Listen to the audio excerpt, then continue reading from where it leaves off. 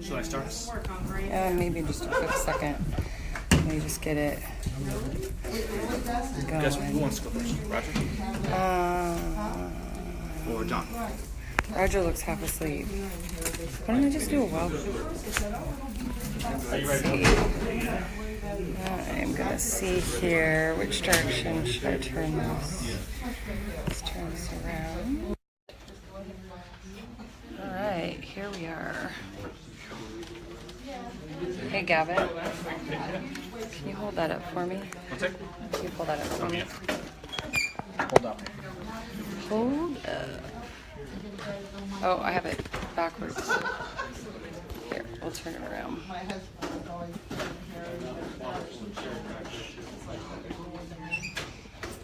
We will.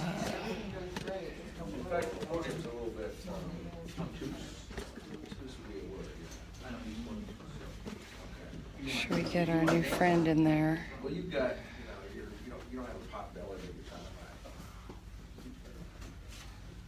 buy. I'm working on it. Okay. We good?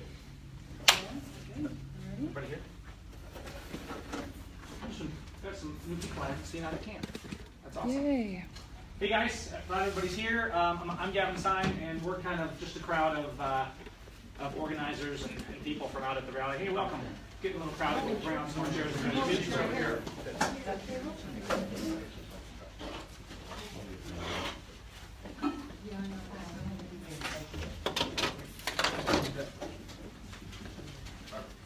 So we got kind of a menagerie of topics tonight, but with the overarching topic of just the overreach we see in government, the abuse we're seeing in prisons. We've been out here for what, 3-4 weeks now?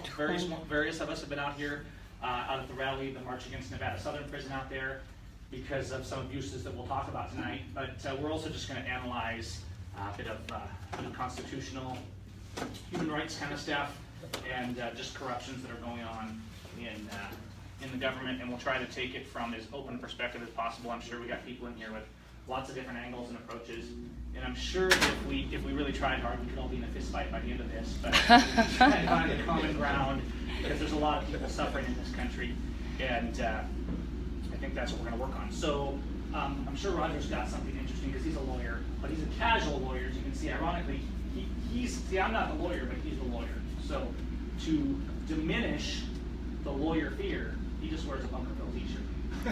And he's camping with us right now, so. So he's also probably dirty, but something. So we also got Kelli Stewart. Kelli was actually kind of the one that brought this crowd and said, when Ammon called from the prison a few weeks ago about the abuse that was happening to him, and she said, well, we're going out there, and Kelli basically called everybody and said, you're going to Nevada, and we're like, oh. I think that's exactly what you did. And of course, John Lamb. And everybody knows about John Lamb. Well, not everybody, but most people do. But John Lamb has been also a speaker that's just kind of, John Lamb is almost a reporter, but he's cooler than a reporter, because he just shows up in places where things that are happening, and he uses the mindset of the fact that we can be the media, and he turns on cameras and just goes. I'm a public speaker and a civil rights activist, and that's not my day job. It's not like any of this makes money for any of us.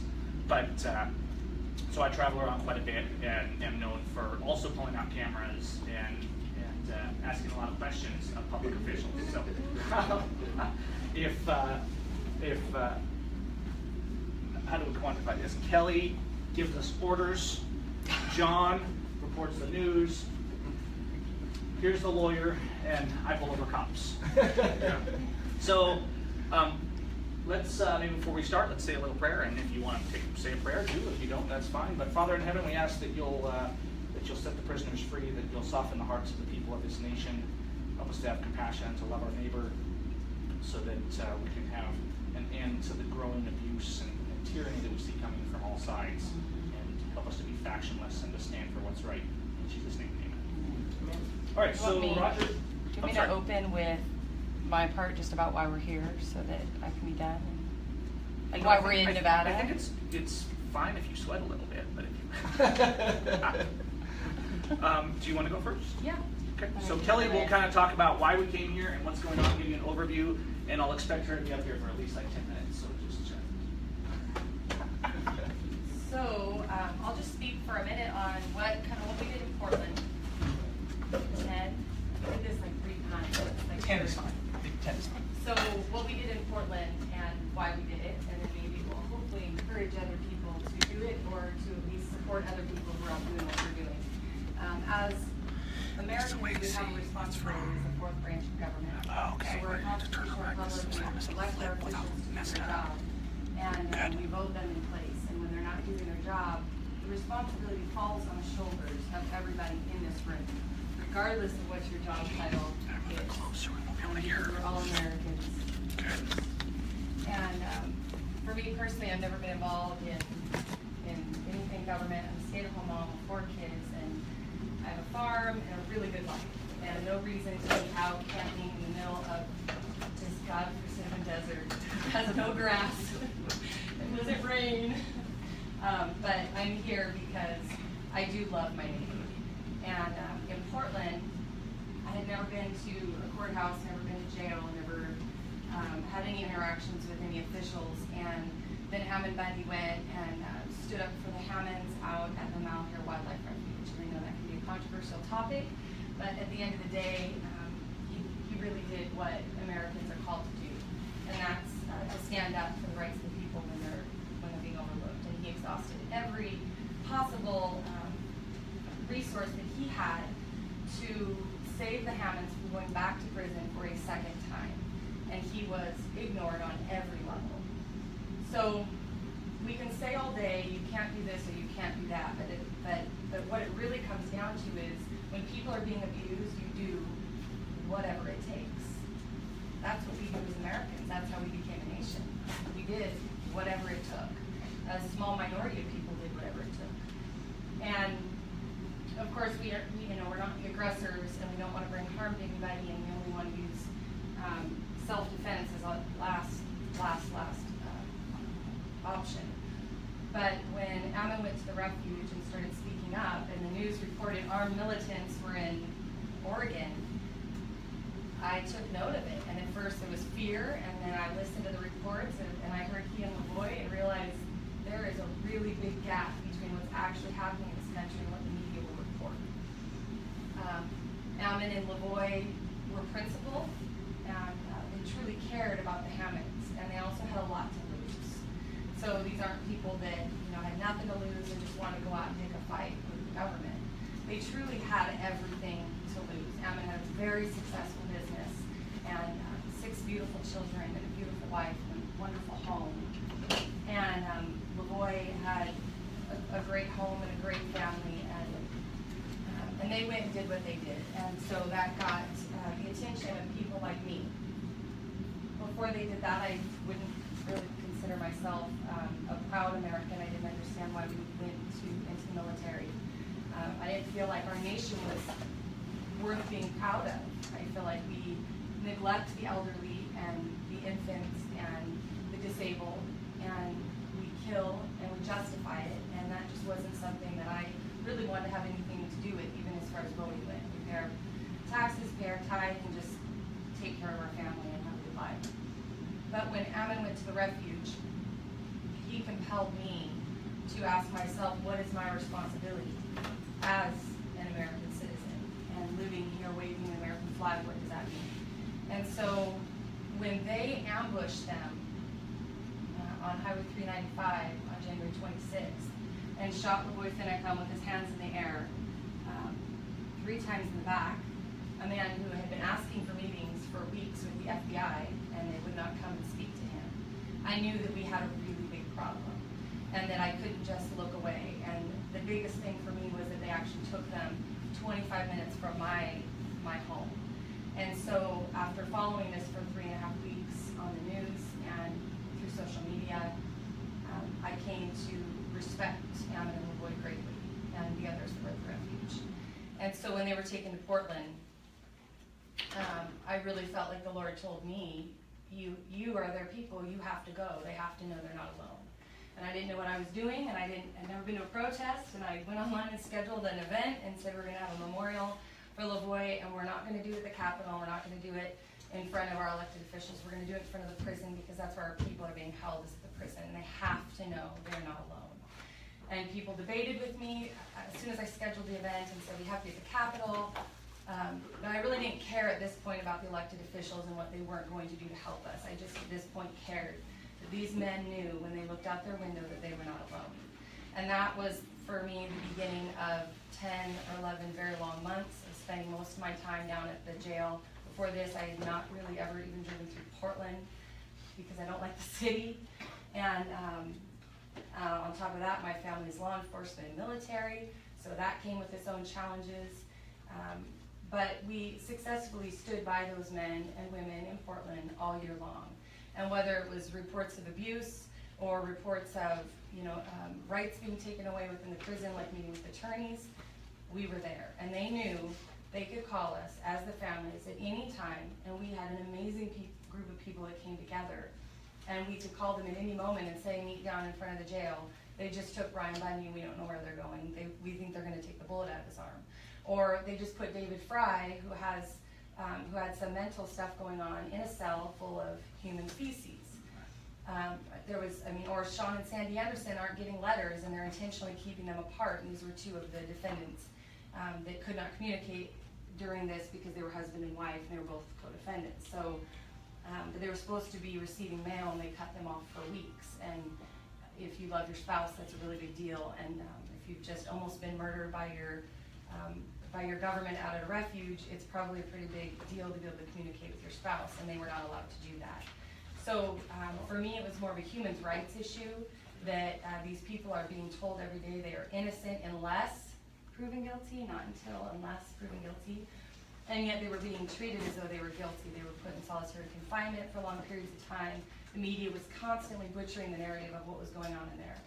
So we walked through that with them as a group and as families, and at times there were people that would say that I was coming and I was a white supremacist, and that I was armed military or armed militant coming to Portland. None of that could have been any farther from the truth, and it didn't take that long for people, the public, the military, and even the law enforcement around the prison to realize that they were a far bigger threat to society than I was. The only threat that I posed is that I am not afraid to speak the truth, even if it is to an elected official, and especially if it's to an elected official. So then you fast forward, Amen, and the 7 were found not guilty, acquitted of all charges, except for Ryan Bundy's theft of cameras. And then they were transferred down here to Nevada. It was a hung jury also. It was a hung jury, so yeah, he wasn't found guilty of it, but he wasn't found not guilty. So they came to Nevada, and I learned Nevada is a whole new ballgame. And I learned that the tyranny within the courts is through the roof. And I learned that the judge does not care about the Constitution, and she doesn't even care about pretending like she cares about the Constitution and people's rights. I learned that she's disrespectful in her courtroom to the defendants who are supposed to be presumed innocent. I learned that the marshals down here act as though they're just a thug or gang protecting their interests. They really don't care about protecting all people. So we've been watching it closely from Portland, coming back and forth. John was here for most of the trial. It was absolutely disgusting to sit through that trial and to see all of the violations of the Constitution and civil rights and just human respect. I mean, there are no human rights in those courts. We're animals, they're kings, and they really don't want to entertain any other option. So, I've been staying in contact with the families and doing what we can do to make sure, the families have money and commissary and simple things. But besides that, I felt like the courts were a lost cause. Like they were not going to get justice within these courts. And then the trial got bumped out, and we learned that Ammon and Ryan were both put into solitary confinement. They were not put into solitary confinement because they wouldn't comply with lawful orders. They were put in solitary because they wouldn't participate in the unlawful orders. They both were protesting these strip searches because there are some people that would come and go with no strip searches, and they were constantly strip searching them. And this wasn't about checking to make sure they didn't have drugs. This was about violating them and breaking their will and stealing the very essence of who they are and turning them into a slave. And so there was questions and confusions for a while on Why are they in solitary? Why won't they just comply? Well, they can't comply because they're proud Americans, and a proud American is not going to comply with an unlawful order. And so both of them agreed to submit to the strip searches but not participate in them. Meaning, if you're going to use force and harm me, if I resist you, then I won't resist you. But I'm not going to remove my clothes for you. No more so than anybody in this room should be able to look at the person next to them and say, if you want to stay sitting here, remove your clothes. It's an unwarranted search. And so Ammon had said, if you need to search me, but I'm not going to participate in this search. So if they needed to check over his body, they had every right in their unlawful rules, policies to do so, but he wasn't going to contribute to that. There was even a time, a month or two ago, where he went to court in his underwear because they strip searched him and then they gave him his clothes and he said, I did not take my clothes off, I already got dressed today. You need to dress me before we go to court. They wouldn't dress him. And so he went before the judge in his underwear. And there were some people who mocked him for that because they, like everything gets distorted, they didn't understand the heart of what he was saying. And what he was saying is, you cannot have my will. I will not willfully undress for you. This is an unwarranted search. The answer is no. So he went to court in his underwear, and of course the public wasn't welcome into that. I'm sure Lisa appreciated that. But at the end of the day, there were many people who misunderstood what he was doing, and they were missing this bigger picture of what he's standing for as a proud American. And they say, Ammon Bundy's crazy, he went to court in his underwear. And I could see how some people would think that way if they didn't want to take the time to actually get to know who these people are and how important this is for us, because like Ammon, I love the Lord, and I have children, and I pay my bills, and I clean up my yard, and so I see what they're doing to him for standing up and speaking out.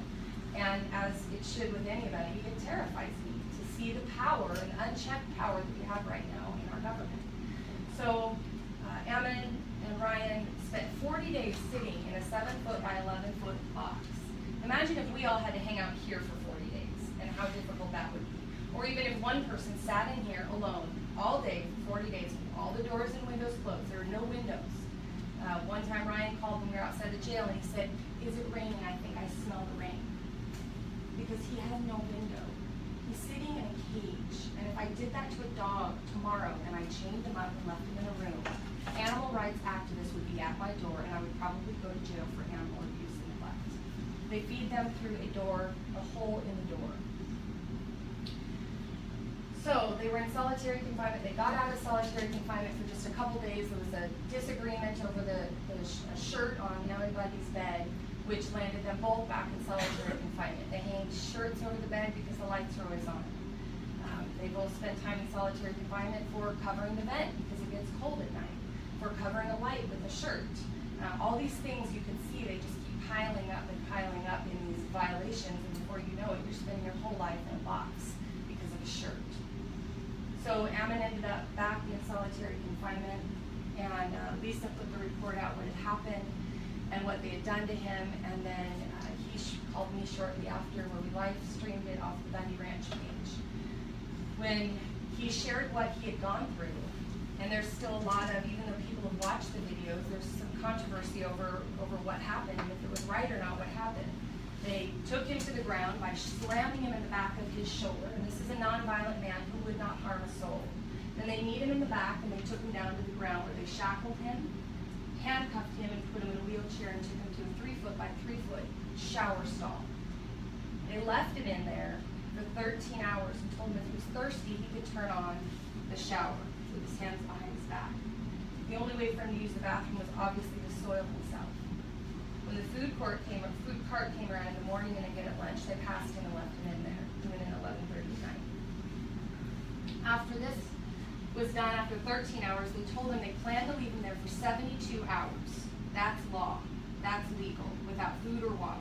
72 hours is what they said they could have left him, but they were being kind and took him out at 13.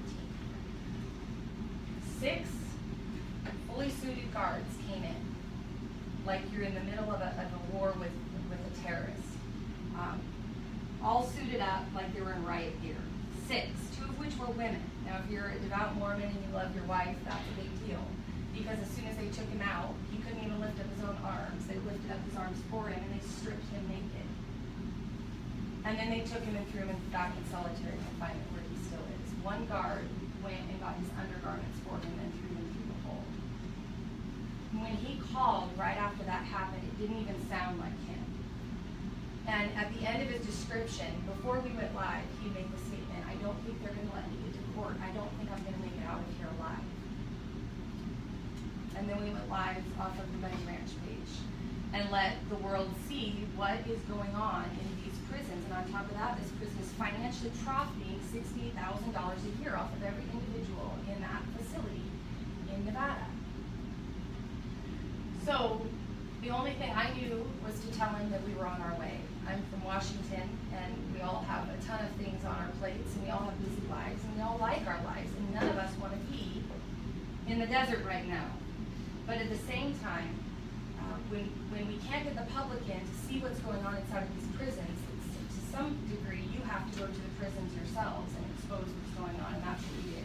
I got on a plane less than 24 hours later, with no plan, no car, no tent, and arrived in Nevada. John Lamb arrived later that night, actually the following night. I arrived on Thursday, Friday. And many other people did too, because I called and they said, what are we doing? And I said, we're going to Nevada. Why? Because we have to, because that's what the fourth branch of government does when our government is abusing our own people. So, long story, maybe a little bit shorter, so I'm sure I'm over my 10 minutes. We're outside protesting. From the day we got down on the ground, we have dealt with much harassment from both the security guards around this private facility and the police officers who have come at their request and their calls. So when we called from home and reported what was going on to Ammon Bundy, our response, typed responses, we have many emails back that say, this is a second-hand report from social media and you have no proof. This was an eyewitness account that ended up getting live streamed on social media. And the proof comes when you get your butt in there and you investigate what's going on with people inside of your county. But what we learned is as soon as we hit the ground, every move we made, we were under scrutiny.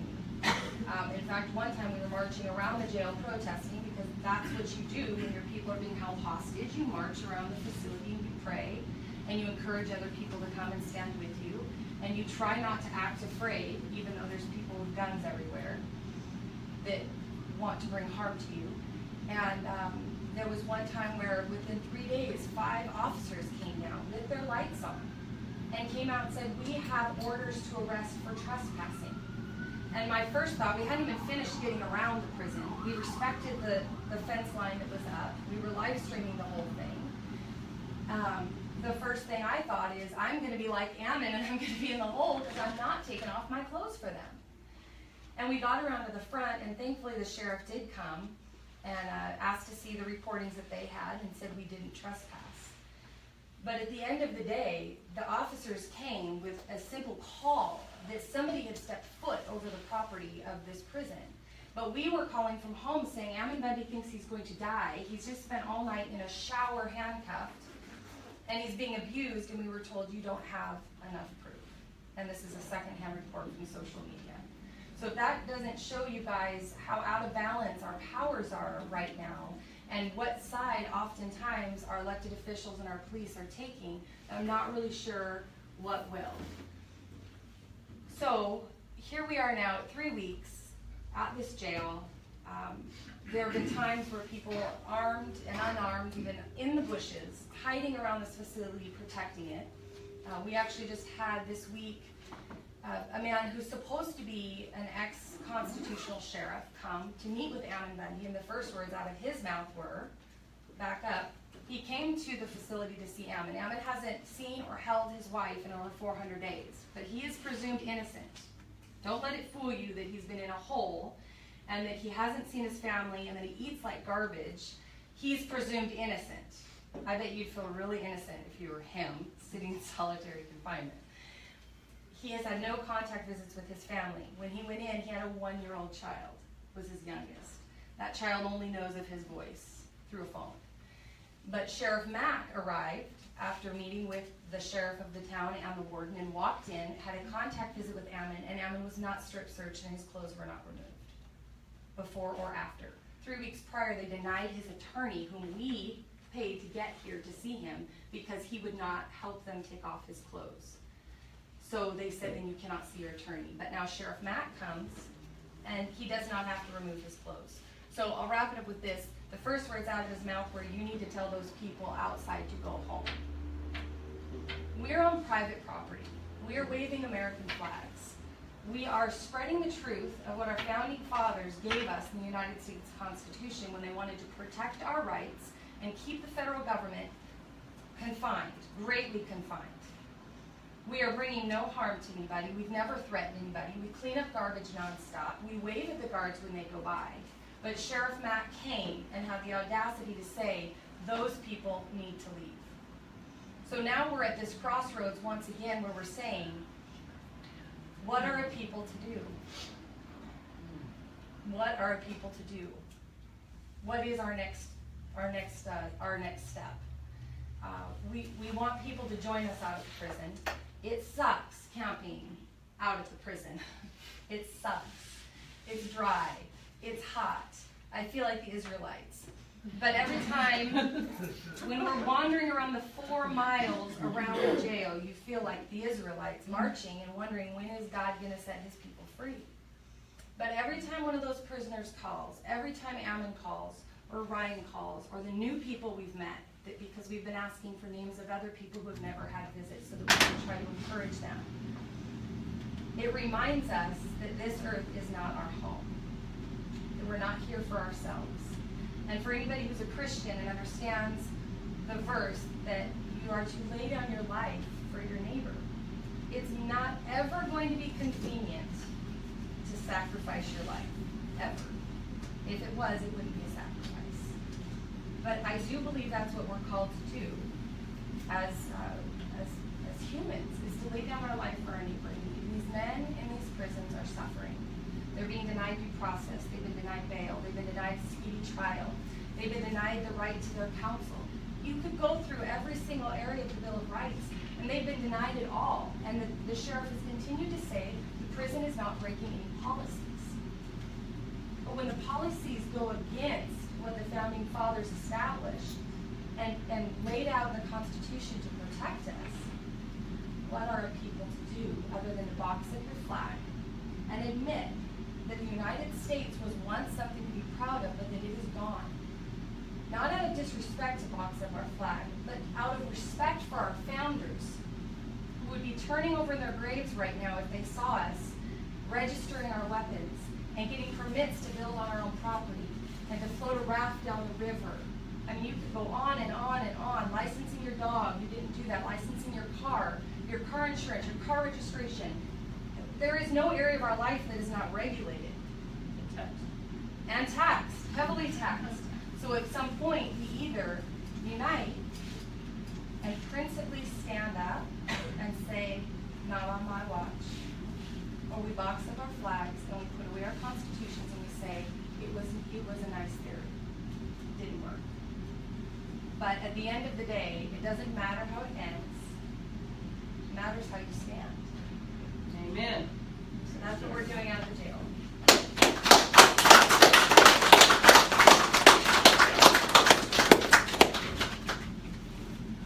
Okay, so you guys want to fight over who's going next or what? You know what? Why don't we have John go? Because I think your topic, it's on this whole topic, but since John has been on the trial a lot, he's going to speak on that. I'll do you after, John, if that's okay. So go ahead. Go to town on him. Get him out, man. Well, thanks everyone for coming. Kind of like Kelli Stewart, my story is similar to hers, as I've never protested in my life, but I did grow up my whole life. Some would think anti-government, but I wasn't anti-government. We was always for this country. What we were against is anti-corrupt government. And a little bit of history on myself before I go into why we're here, and some of the court observing that I've done in court in Portland and Las Vegas here too. Is I grew up on a small farm in Indiana. We lived for years taking care of cows and goats and chickens and growing organic farming and selling the vegetables and doing carpenter work. And I have a lot of younger brothers and sisters, and I've never had a birth certificate or a social security number. We never bought permits to to build things. We never went out and bought fishing licenses. We've always lived free. But over the years, and I've been homeschooled my whole life. I've never been to a public school.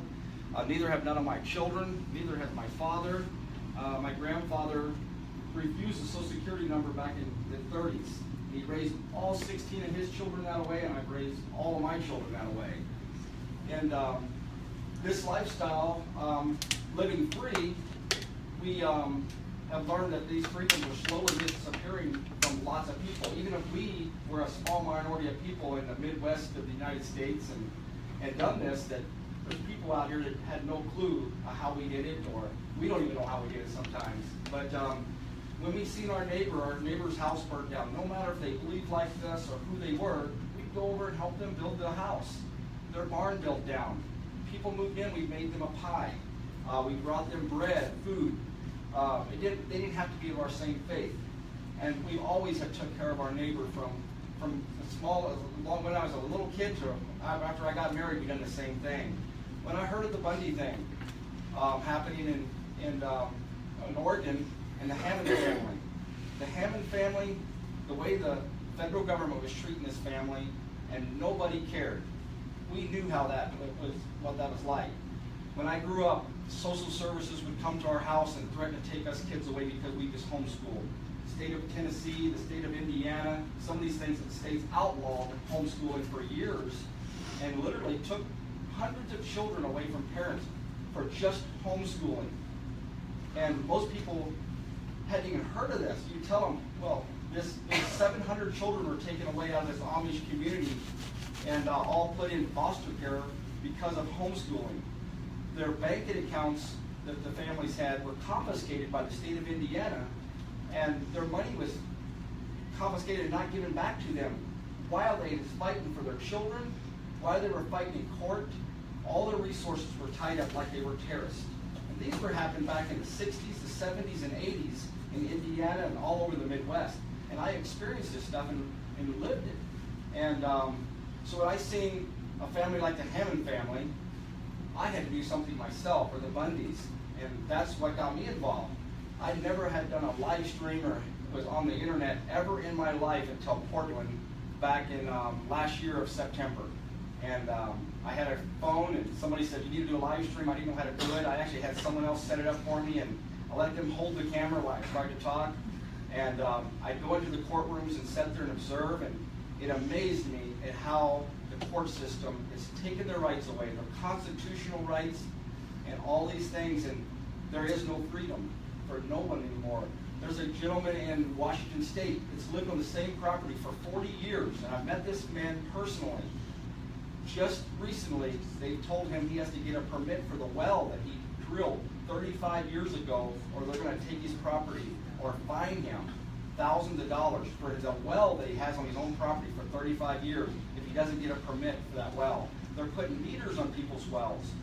Man, Joe Robertson's my near neighbor to me in Montana. They locked him up in prison for 18 months for digging a pond on his own property. And these things are happening across the United States everywhere, and most people are silenced because they don't have a voice no more. They're locked up in prison. These people up here, there's 19 of them, of Justice Bundy case in Nevada. They're locked up without bond, without pretrial release, which is totally against the Constitution. And they don't have a voice. They cannot speak out. They can't even defend themselves in court because they're appointed attorneys they don't know. Their attorneys don't come and see them. They get to see them maybe once a month. Sometimes some of them don't even get to. Mel Bundy hasn't had to see an attorney in months. And their abuse goes unheard unless we become their voice. And that's kind of, religiously as I grew up, that's kind of how I feel. I feel like we have to become the Moseses of this time. The Noah that spoke out and said the flood is coming. We are doing that. Each and every one of us, no matter what background we come from. I've met Gavin during this time. I met Kelli. We come from totally different faiths. Some people in this movement aren't even religious at all. But we got one common goal, and that's human rights and the rights of every individual. And that matters to me. These other prisoners that are sent in this jail that are in there for nonviolent crimes that are being held indefinitely, There's a doctor we've been hearing about. He's 93 years old. We found out that his employee, that's another doctor, is 58 years old, is sitting there without bond.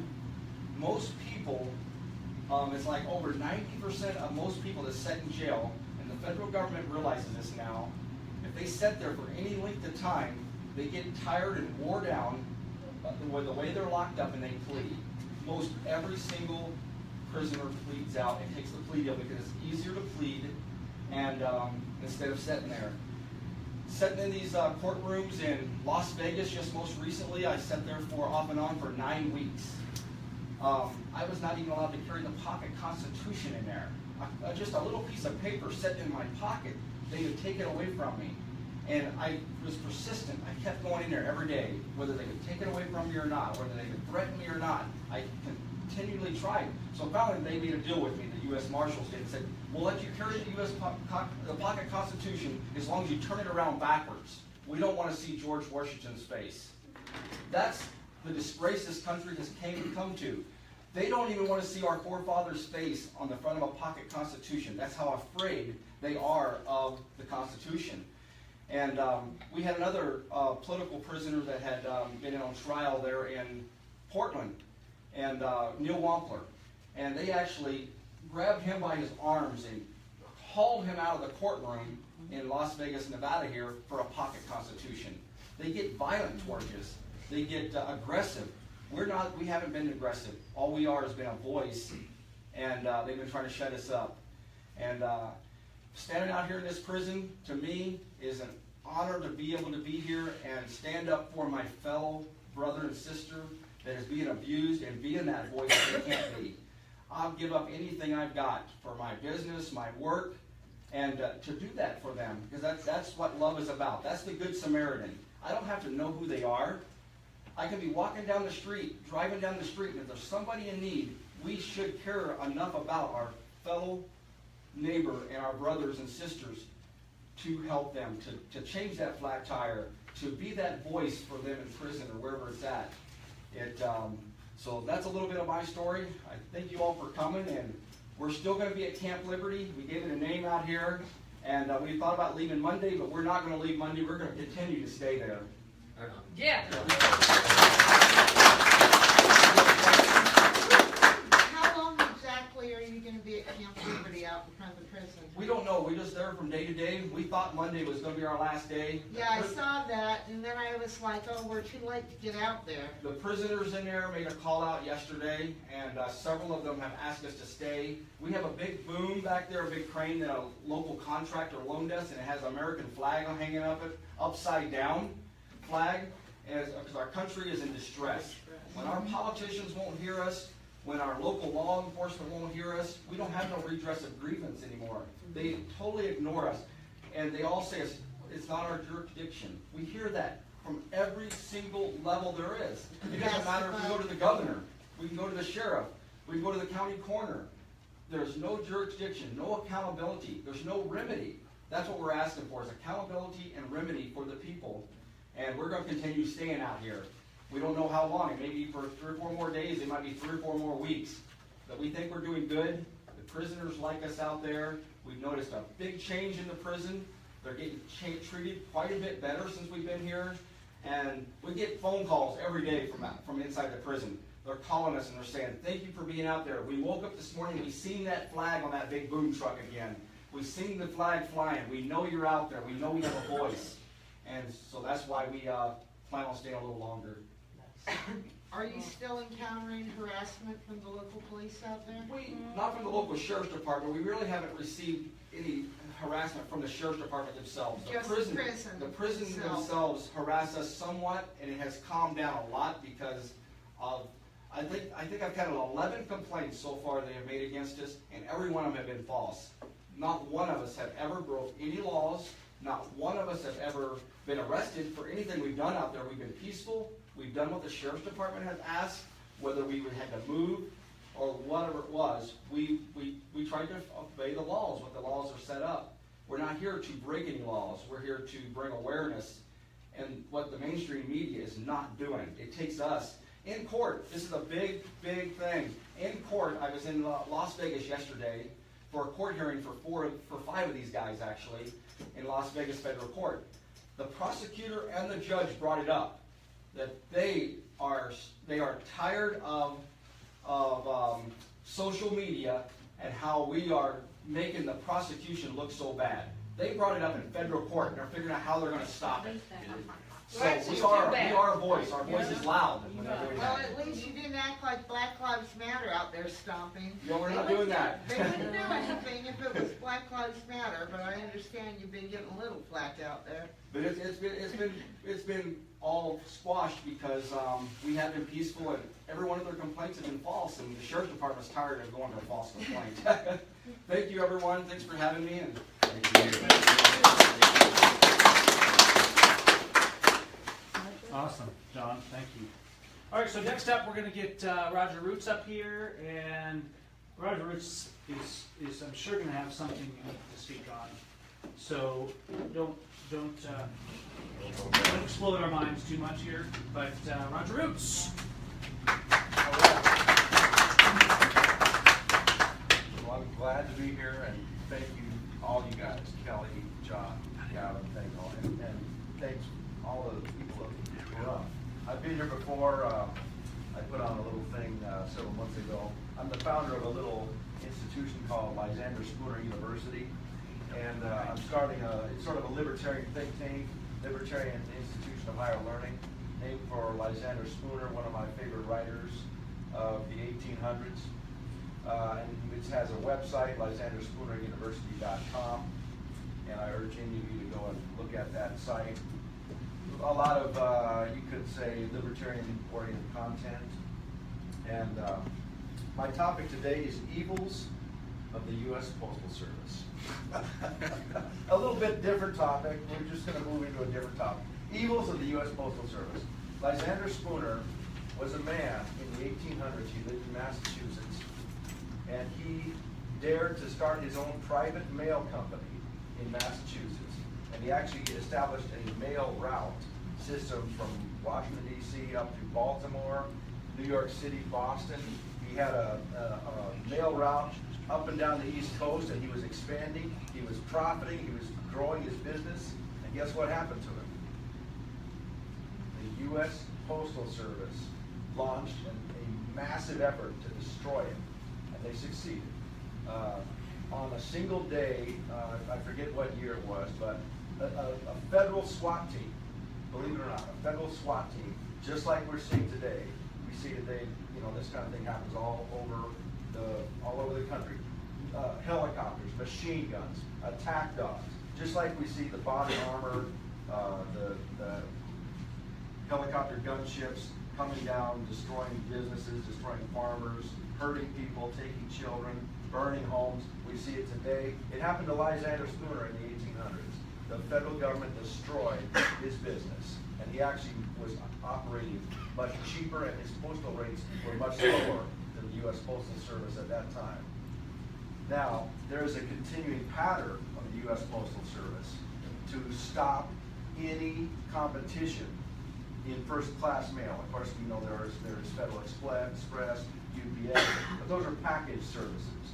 If they were to expand into first-class mail, the U.S. Postal Service would come at them with unbelievable firepower. It would absolutely destroy them because they hold a monopoly.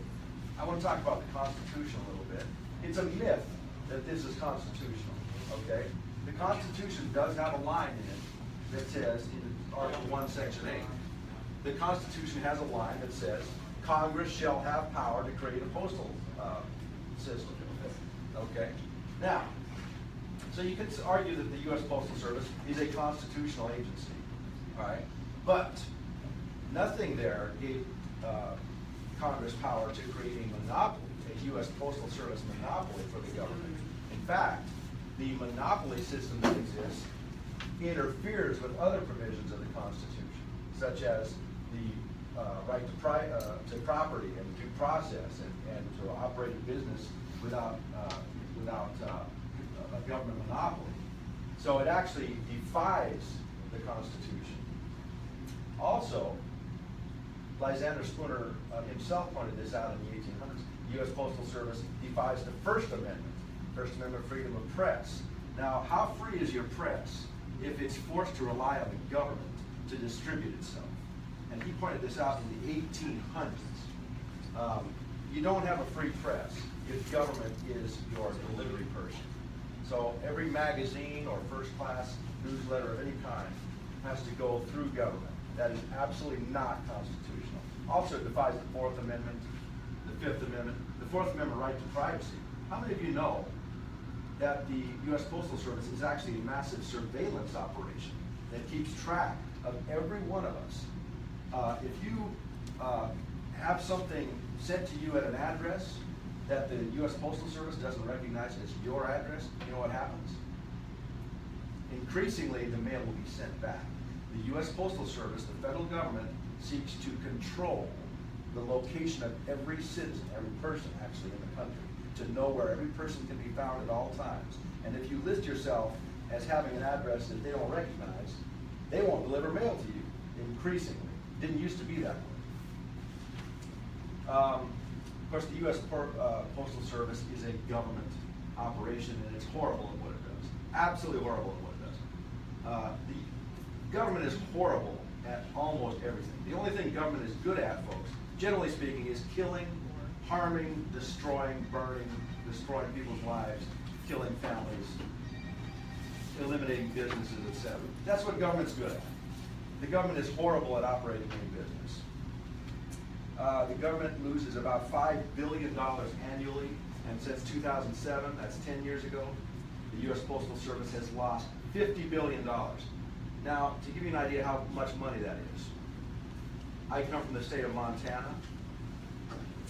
The annual state budget of the state of Montana, in other words, the state government of Montana operates with an annual budget, all the schools, the roads, the commitments to criminal justice, all the operations of the state of Montana government are $5 billion annually.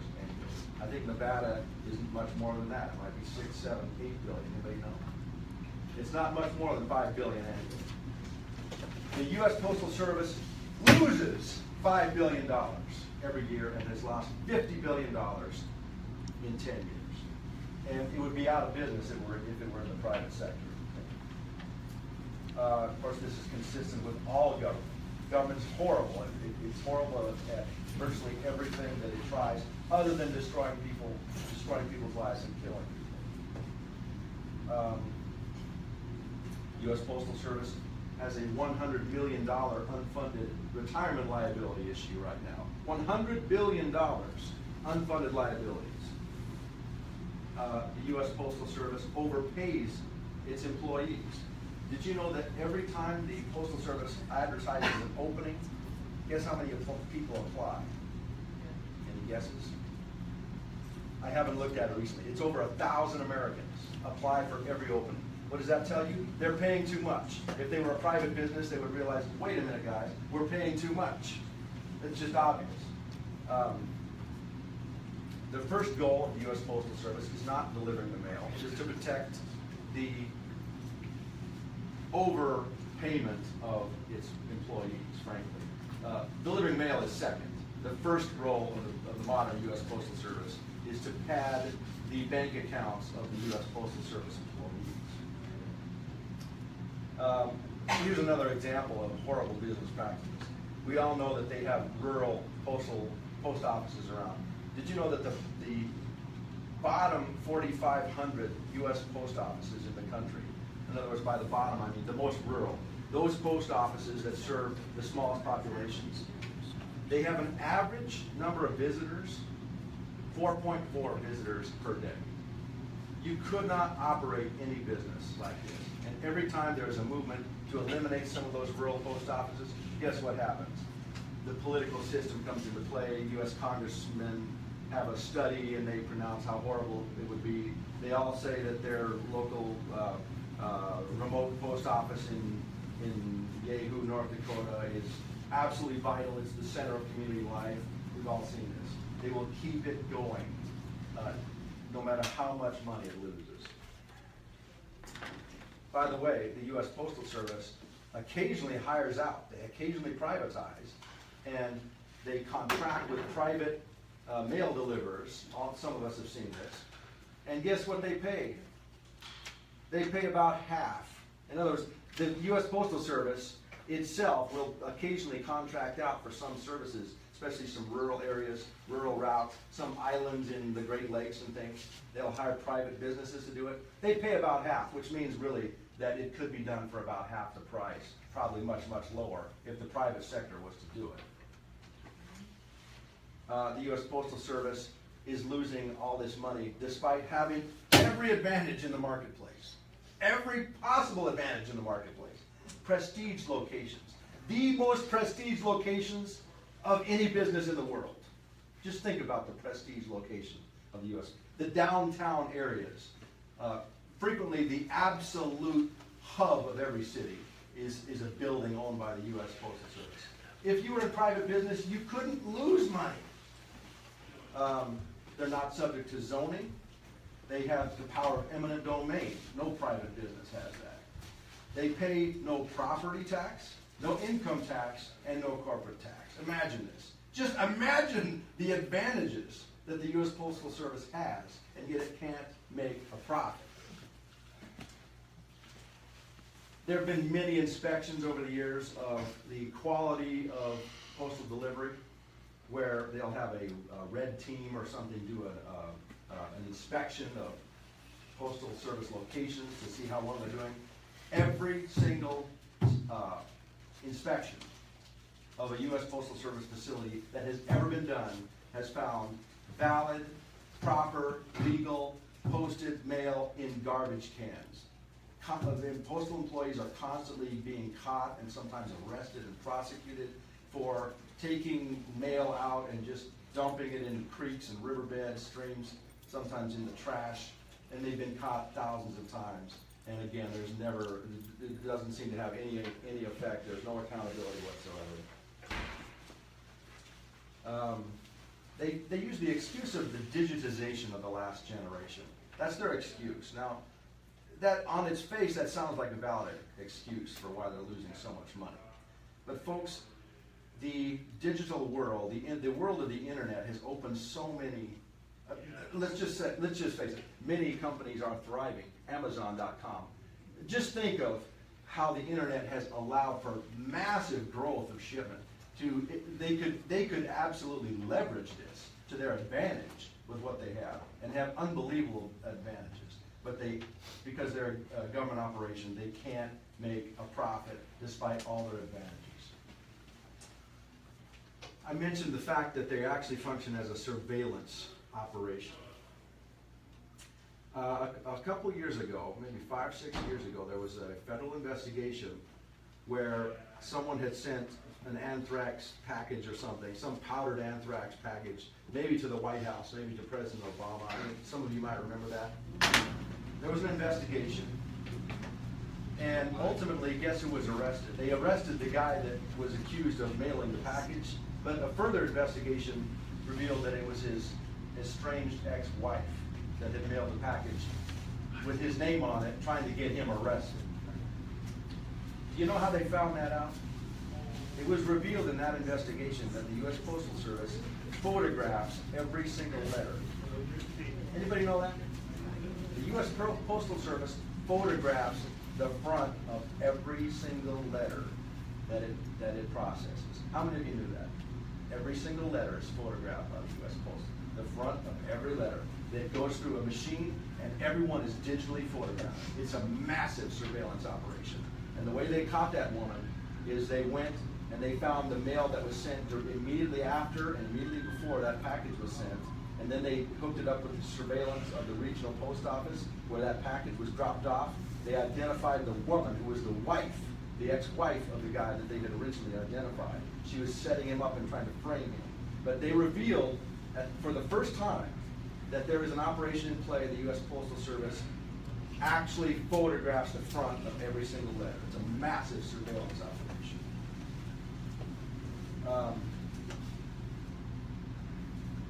And I'll just conclude with saying that the U.S. Postal Service provides overpriced, substandard service, spies on its customers, and is an absolute surveillance operation against its own customers. And I thank you very much.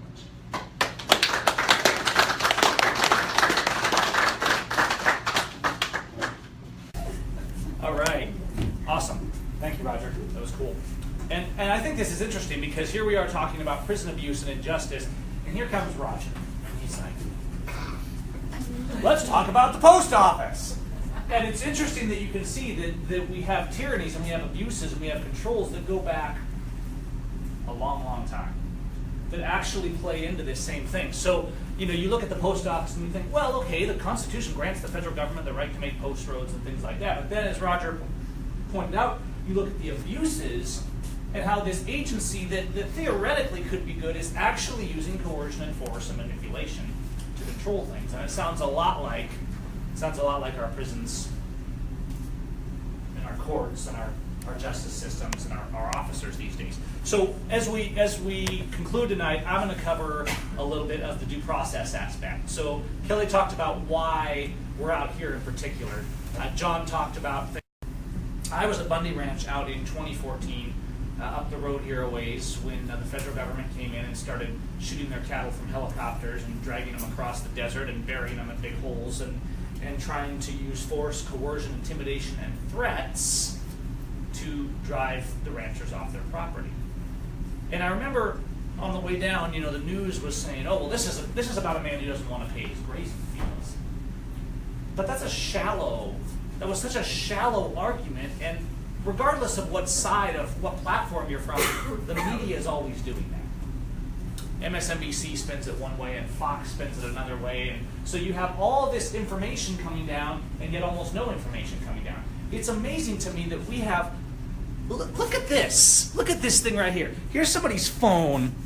There's 200 people watching this live, right? And on a phone, now 10 years ago, when most of you were my age, it would have taken a truck to do that. I'm serious, it would have taken a truck to broadcast this right here. So we have the best communication abilities in the history of the planet. And you can't even go online and find out, why is the federal government raiding and killing someone? Because we have people that are in each other's pockets. And this is one of the things I want us to think about today. I think John and Kelly are perfect examples of this. Because a year ago, they weren't live streaming. They weren't out doing all this stuff. It didn't mean they weren't engaged with things, but they weren't doing it the way they are now. And here they're out, and they're doing live streams, and they're being the media. I thought it was interesting because out of the camp a week or two ago, Fox 5 came out. And they did a little report on what was happening out of there. They did a little 2-3 minute spot, and it was fine. It was fine. And they got 5,000 or 10,000 views, I think, on that little Facebook spot. And yet when something's going on, right, the sheriff comes out and John Lamb or Kelli Stewart would go live, and these videos are getting 30,000, 40,000 views.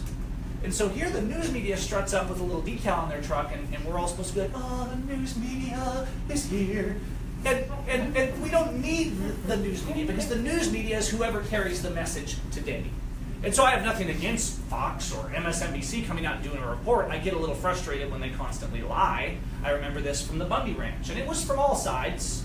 You know, conservatives like to say, well, Fox News, they hold the conservative slate, and maybe the left likes MSNBC.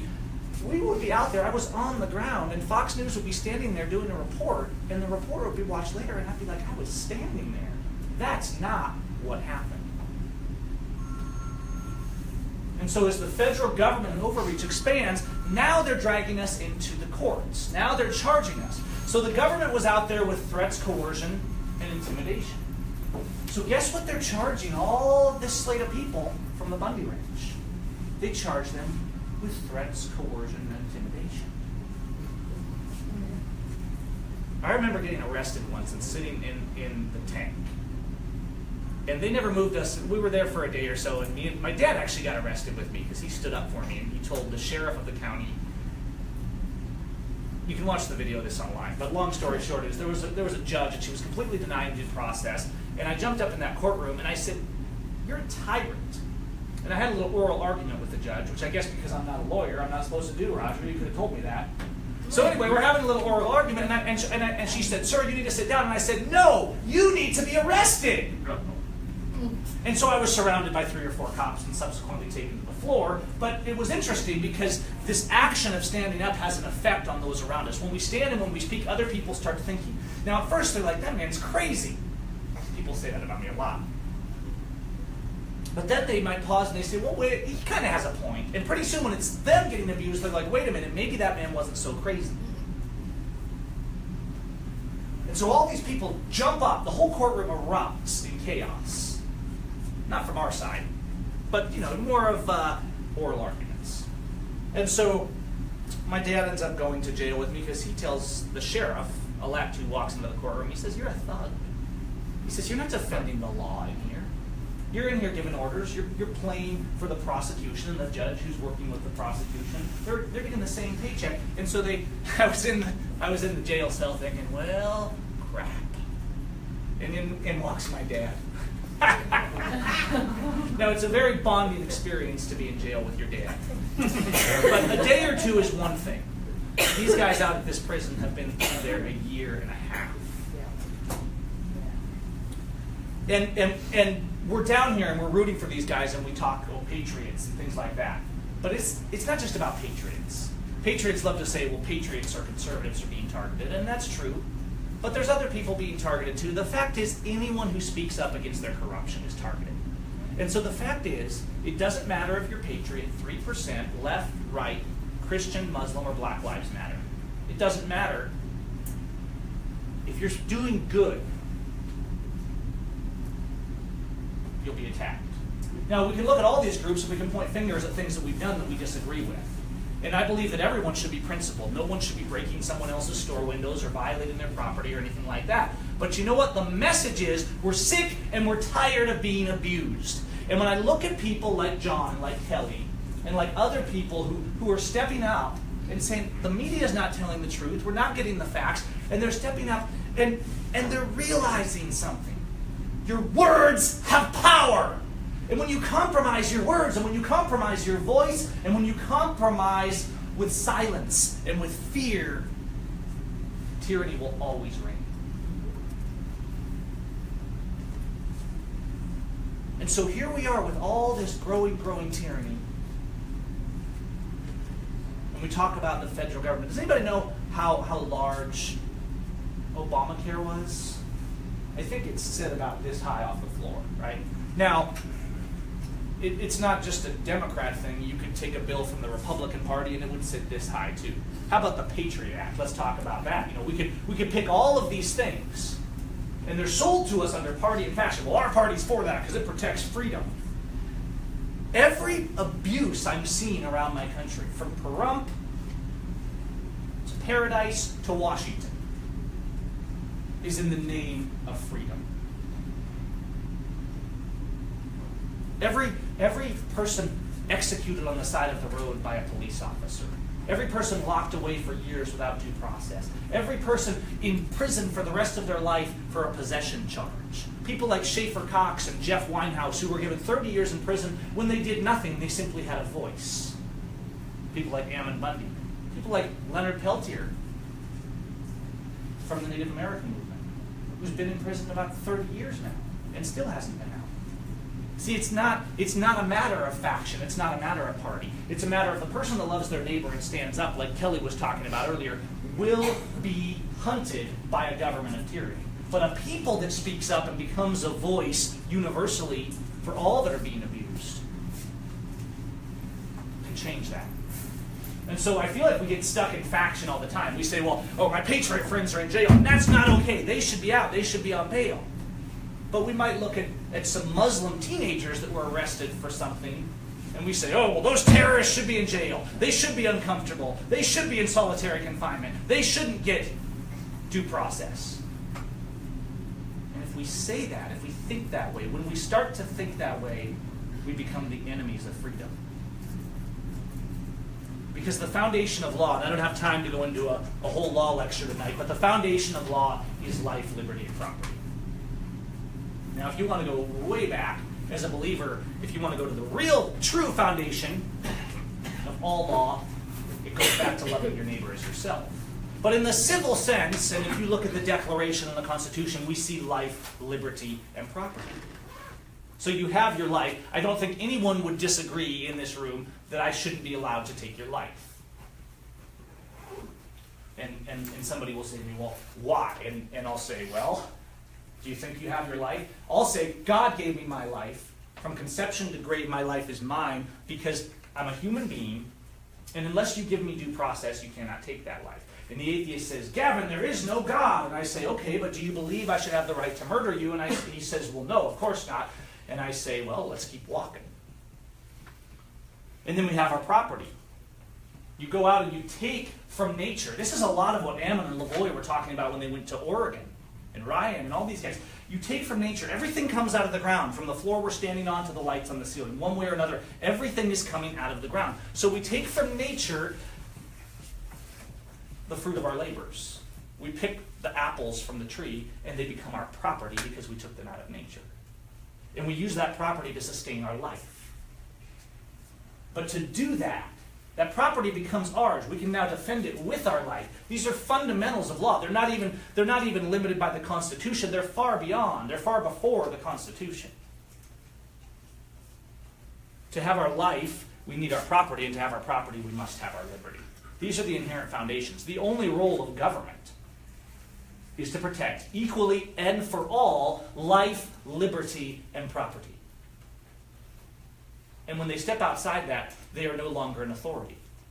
They're simply a gang member with a gun to your head. And that's what we see all the time. Every extorting traffic ticket, every time they haul us in for some petty victimless crime, every time they try to break up our families, take the children away on false accusations. How about child protective services? The greatest human trafficking organization in the history of the planet. Because freedom, and we need to protect the children. No accountability, no due process. You know how many people I've met? How about the Holmes? They had their baby taken away on day one because they didn't want to get him a birth certificate. And they don't have him back yet. I know people that haven't seen their kids in years. Never convicted of any crime. Never even charged of any crime. All it takes is a word. Because guess what? You don't have a government. You don't have a sheriff. You don't have law enforcement. Amen. If you don't have a delegated authority that will back them up. See, a sheriff is not some inherently superpower thing that because they put that badge on, they're better than you. A sheriff is a servant.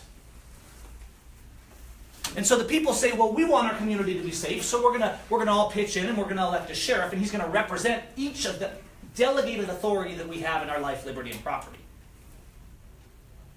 And he's going to be our representative on that matter. But what we've come to now is the sheriff protects those who are extorting us. The sheriff protects those who abuse us. Now, does the sheriff stop some real crimes and help people? Sure. But so did the Gestapo. So that doesn't make them lawful. It doesn't make them good. The sheriff of this county came out there, and she was a nice enough lady. But she gets money from that prison. She's not going to do anything about what they're doing in there. And so she goes in and she looks at what happened in that prison, and she says, well, Ammon Bundy, yes, he was locked in this cell, and he was denied water and a bathroom and all these things, and he was thrown bleeding into a cell, but he violated their policy. That's what the sheriff said about what happened out here. And she said, if you go into Walmart, you can't just violate their policy. I thought that was a perfect metaphor, but I don't think she intended it that way. Because the prisons are the Walmart of slavery. Now, the 13th Amendment says that there shall be no involuntary servitude or slavery. There shall be no human trafficking. That these things aren't to happen without due process. And yet the prisons put a price tag on you being in that prison. Almost everywhere I go in this town, people are saying, oh yeah, that's bad news, I've been out there. I go to the coffee stand, and there's 2 or 3 guys in there. And they're like, yeah, we spent time out there.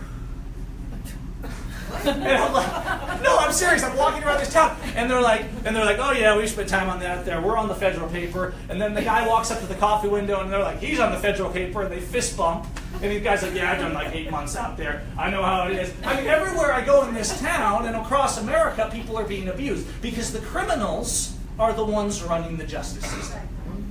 And people get angry with me. They say, Gavin, you hate cops because you always say these things and you speak out and you say they're not doing your job. If you have a child, let's say you have a a son, and he's 18 years old. It's okay, I'll wait. You have an 18-year-old son, and he's addicted to crack and heroin and meth, right? So this is a destructive thing. Now, of course, society and the law says, let's toss him in a solitary confinement cell and see what happens. You as a parent say, well, you want him to be rehabilitated. You want him to have a better life. And so you as a parent, you don't look at him and say, thank you, I'm so proud of you.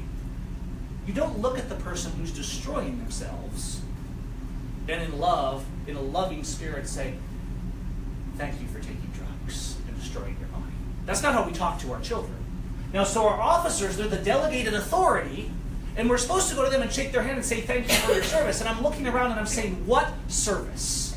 You pull us over on the side of the road. We fear when we see you in the rearview mirror. You take our children to prisons. You shoot us on the side of the road. You protect the judges who abuse our rights and violate due process in every case whatsoever and in every court in this land. You protect every possible corruption. You even name it. The acronym for your protection of each other's corruption is the blue line, and you fly it now as a flag, saying, I will stand with the blue line. I will stand with faction before action and with profit before principle. So don't expect me, if I love the police officer as my neighbor, I walk up to them and I say, what you're doing is wrong. What you're doing is abusive. What you're doing is shameful, and it's not okay.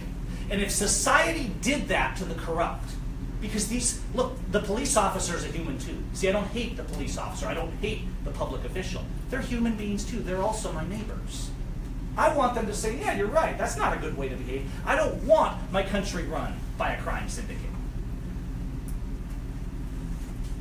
So we talk about all these laws, right? We talked about Patriot Act and Obamacare and all these things, right? We have all these agencies. We have the BLM and we have the FCC and the FAA and the IRS and the CRT and the SOB. And we have all these people. We have all these laws. And now Congress we said in this little booklet, Congress has a delegated authority. We're going to send a representative to Congress and to the Senate, and they're going to make these laws that represent our rights. But they are to be limited to this, because we don't want the government to grow big. That was the huge debate of whether to even have a federal government. Is it will grow into tyranny. The anti-federalists said it'll grow into tyranny. If we do this, they'll keep expanding. And they said, no, we're going to limit them to this. Now, I was talking to a young man that works for the Department of Defense today. And he said, well, no, you have to have these laws. We have to be able to defend this. This is how you protect the country. The government, the Congress, their job is to make these laws. And I said, no, this is the only laws they're allowed to make. Whatever is directed in here is the only law. So take something that both the parties are deeply divided on. We say, well, the federal government has to fix immigration. We need to build a wall. And I say, well, first of all, historically walls are generally used to keep people in, not to keep bad guys out. But let's say I get some people are like, we want to protect our borders, because we do. We want there to be safety and security. And they say, well, the Border Patrol, the checkpoints. Some of my first activism was at these federal checkpoints that you have down in Arizona and Texas, where you're 100 miles inland, and people are stopping my family and my children on the road, and they're saying, where are you from? What are you doing? And I walked up to one day, I drove up to one with my family one day, and I looked him in the eye, and I said, it's none of your business. And he said, well, pull over to secondary. And I said, no. And I put the truck in park. And they said, pull over to secondary, you have to. And I said, no, I will not. And my kids are crying in the back seat, and the suited up guy standing like this, twitching, ready to shoot me if I do anything wrong, is saying, obey. And I'm thinking, because freedom. No, I wasn't thinking that clearly then. I was actually sweating pretty hard. But I blocked that highway. I said, this isn't okay. And I put it in park, and I blocked the highway for 15 minutes, and I made them route traffic around me, because I knew if I pulled to secondary, they would just leave me there to suffer for a few hours. And so I blocked that highway, and eventually the supervisor came up, and he looked over my kids, and he said, all right, go ahead. But I was terrified. But it was so liberating to stand up and say, what you do is not okay. I don't hate you, but this is not Nazi Germany. And the fact is, people say, oh, you're generalizing, you're making ridiculous assertions. This nation has become a third world country when it comes to civil rights.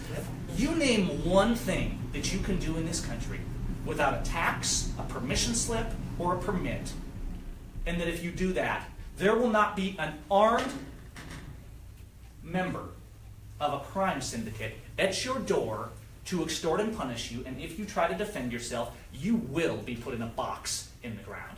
That's not law. That's not justice. That's not life, liberty, and property, and that's not due process. So we talk about all these laws. You have agencies making mountains of laws that never even were delegated by the people to make a law. All of these alphabet agencies, because Congress gave them authority to manage something. And then Congress said, well, we're just going to let you make laws. Something that has not passed the Congress is not a law. And something that Congress had no authority to make in the first place is not a law. Just like if your city council says you have to do this on your property, it's not a law when it violates your rights. It doesn't matter what the size of government is. And so when you have officers, when you have federal agents, and they're out enforcing laws because government, we've come to the idea in America that might is right. The federal government you obey because if you do not, they will either put you in prison or put you in the ground. And that's a fact. And all you got to do is look around at anybody who tries to stand up. Even if you stand up to your local city council, you better watch your back in many areas. And yet here's this document. This is the entire law for the federal government. Imagine the bills and the laws being made. There's so many laws being made by all the agencies and all the government that you literally can't keep track of them anymore. And the Founding Fathers said, well, this is it. This is all of it. Did you know that up until after the Civil War, people say, well, immigration, right? We got to have all this immigration law. The federal government was not engaged in immigration until after the Civil War. It's not in the Constitution. The Constitution says that the federal government can establish a uniform rule of naturalization, which is quite specifically citizenship. Now you can go back to the original intent. You can study the transcripts from the House floor when they were debating these things. And I've done this. I've looked for the argument, because being more of a kind of conservative, Republican-minded kind of person, I'm like, well, yes, the federal government should be managing our borders. And I looked and I dug and I looked through all of it. The idea of border patrol was not even a concept when they wrote the Constitution. If there was security at a border, it would be managed by states. And so I know this is a hot topic, because one side says, you know, we got to build a wall, and the other side says, Gavin, you're for open borders. And I'm saying, how about we be for humanity? We can protect ourselves, we can protect our families, but how about we get back to the rule of law? It doesn't mean you never pay any attention to whether there's an invading army coming into your border. It means that you get balanced in the rule of law. But I want to wrap up with this. Here is, we heard about all these guys out there being abused.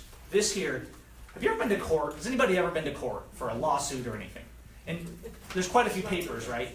There's all these papers. You're signing and it's stacking up, and Roger knows about that. Here's the law for the federal government on due process, right here. Now you have, the court rule on media in the courtroom is 10 times longer than the entire page of due process that our founding fathers, who, by the way, turned against their own government because they said they're abusing people. They committed treason. They said, you are no longer our law enforcement. You are no longer our governing authority, and we want our rights back. And so people say to me, Gavin, here's where I want to prove something. Because they say, Gavin, you're generalizing to say all the courts violate due process. Gavin, you're generalizing to say all the police are not good police. Now, I don't say that all the police are murderers. I realize there's people who become police that want to be good guys. But the fact is, they get in there and they realize that if they truly start defending this, they're fired. That's the reality. They have to go out and do what they're told or they lose their job. So to me, the sign of a good cop or a good federal agent is one who's quitting his job and walking out the door. Because that's how bad our country has become. So Amendment 4 says that the right of the people to be secure in their persons, houses, papers, and effects against unreasonable searches and seizures shall not be violated, and no warrant shall issue but upon probable cause, supported by oath or affirmation, and particularly describing the place to be searched and the persons or things to be seized. Now, this is pretty simple. Yet the Supreme Court, who thinks their job is to redefine and interpret the Constitution rather than to uphold and protect it, says, well, yeah, but the checkpoint with the armed guys in the military uniforms on our road in Arizona, it doesn't really apply because it's a short stop, and really you just kind of go along with it and answer the questions, or you don't. Except if you don't, they might break out your windows and arrest you. How about when the sheriff kicks in your door, doesn't bother to get a warrant, and then he arrests you for something, okay? So now you come into court, you're standing before the judge, and the judge is supposed to find probable cause, right? If the judge is supposed to have the wisdom to see, well, is this real? Is there any probable cause? Has anybody in this room in a criminal court, and I'm asking a serious question because I have not, has anybody seen a judge ever not agree with the prosecuting attorney and find probable cause? Has anybody ever seen an arraignment where the judge said, this is total garbage, why are we here, and throw it out? Now, I know this has happened before, but that's how it's supposed to be. 99% of the criminal cases in this country that people are going to prison for should be immediately thrown out by the judge. But once again, the judges are the height of this treason. So we talk a lot, and that's why I wanted to close with this rather than all these other. We talk about the First Amendment, right? So one group talks about the First Amendment and they say, I want my speech. And then the Patriots, they like the Second Amendment. They like their guns. And both are great. And I've defended both. And then you go down the list and you're talking about your rights. But here's the problem. You don't have them anymore. You don't have a First Amendment. You don't have a Second Amendment. You don't have speech. You don't have the right to your guns. Your guns are permitted and controlled. This federal agent I was talking to today was saying, well, if somebody's making guns and selling them without the proper serial number, then yes, I would raid their home and their property and take everything they have and take them to jail. And I said, what part of shall not be infringed do you not understand? And he said, well, the Second Amendment didn't say that you could sell guns.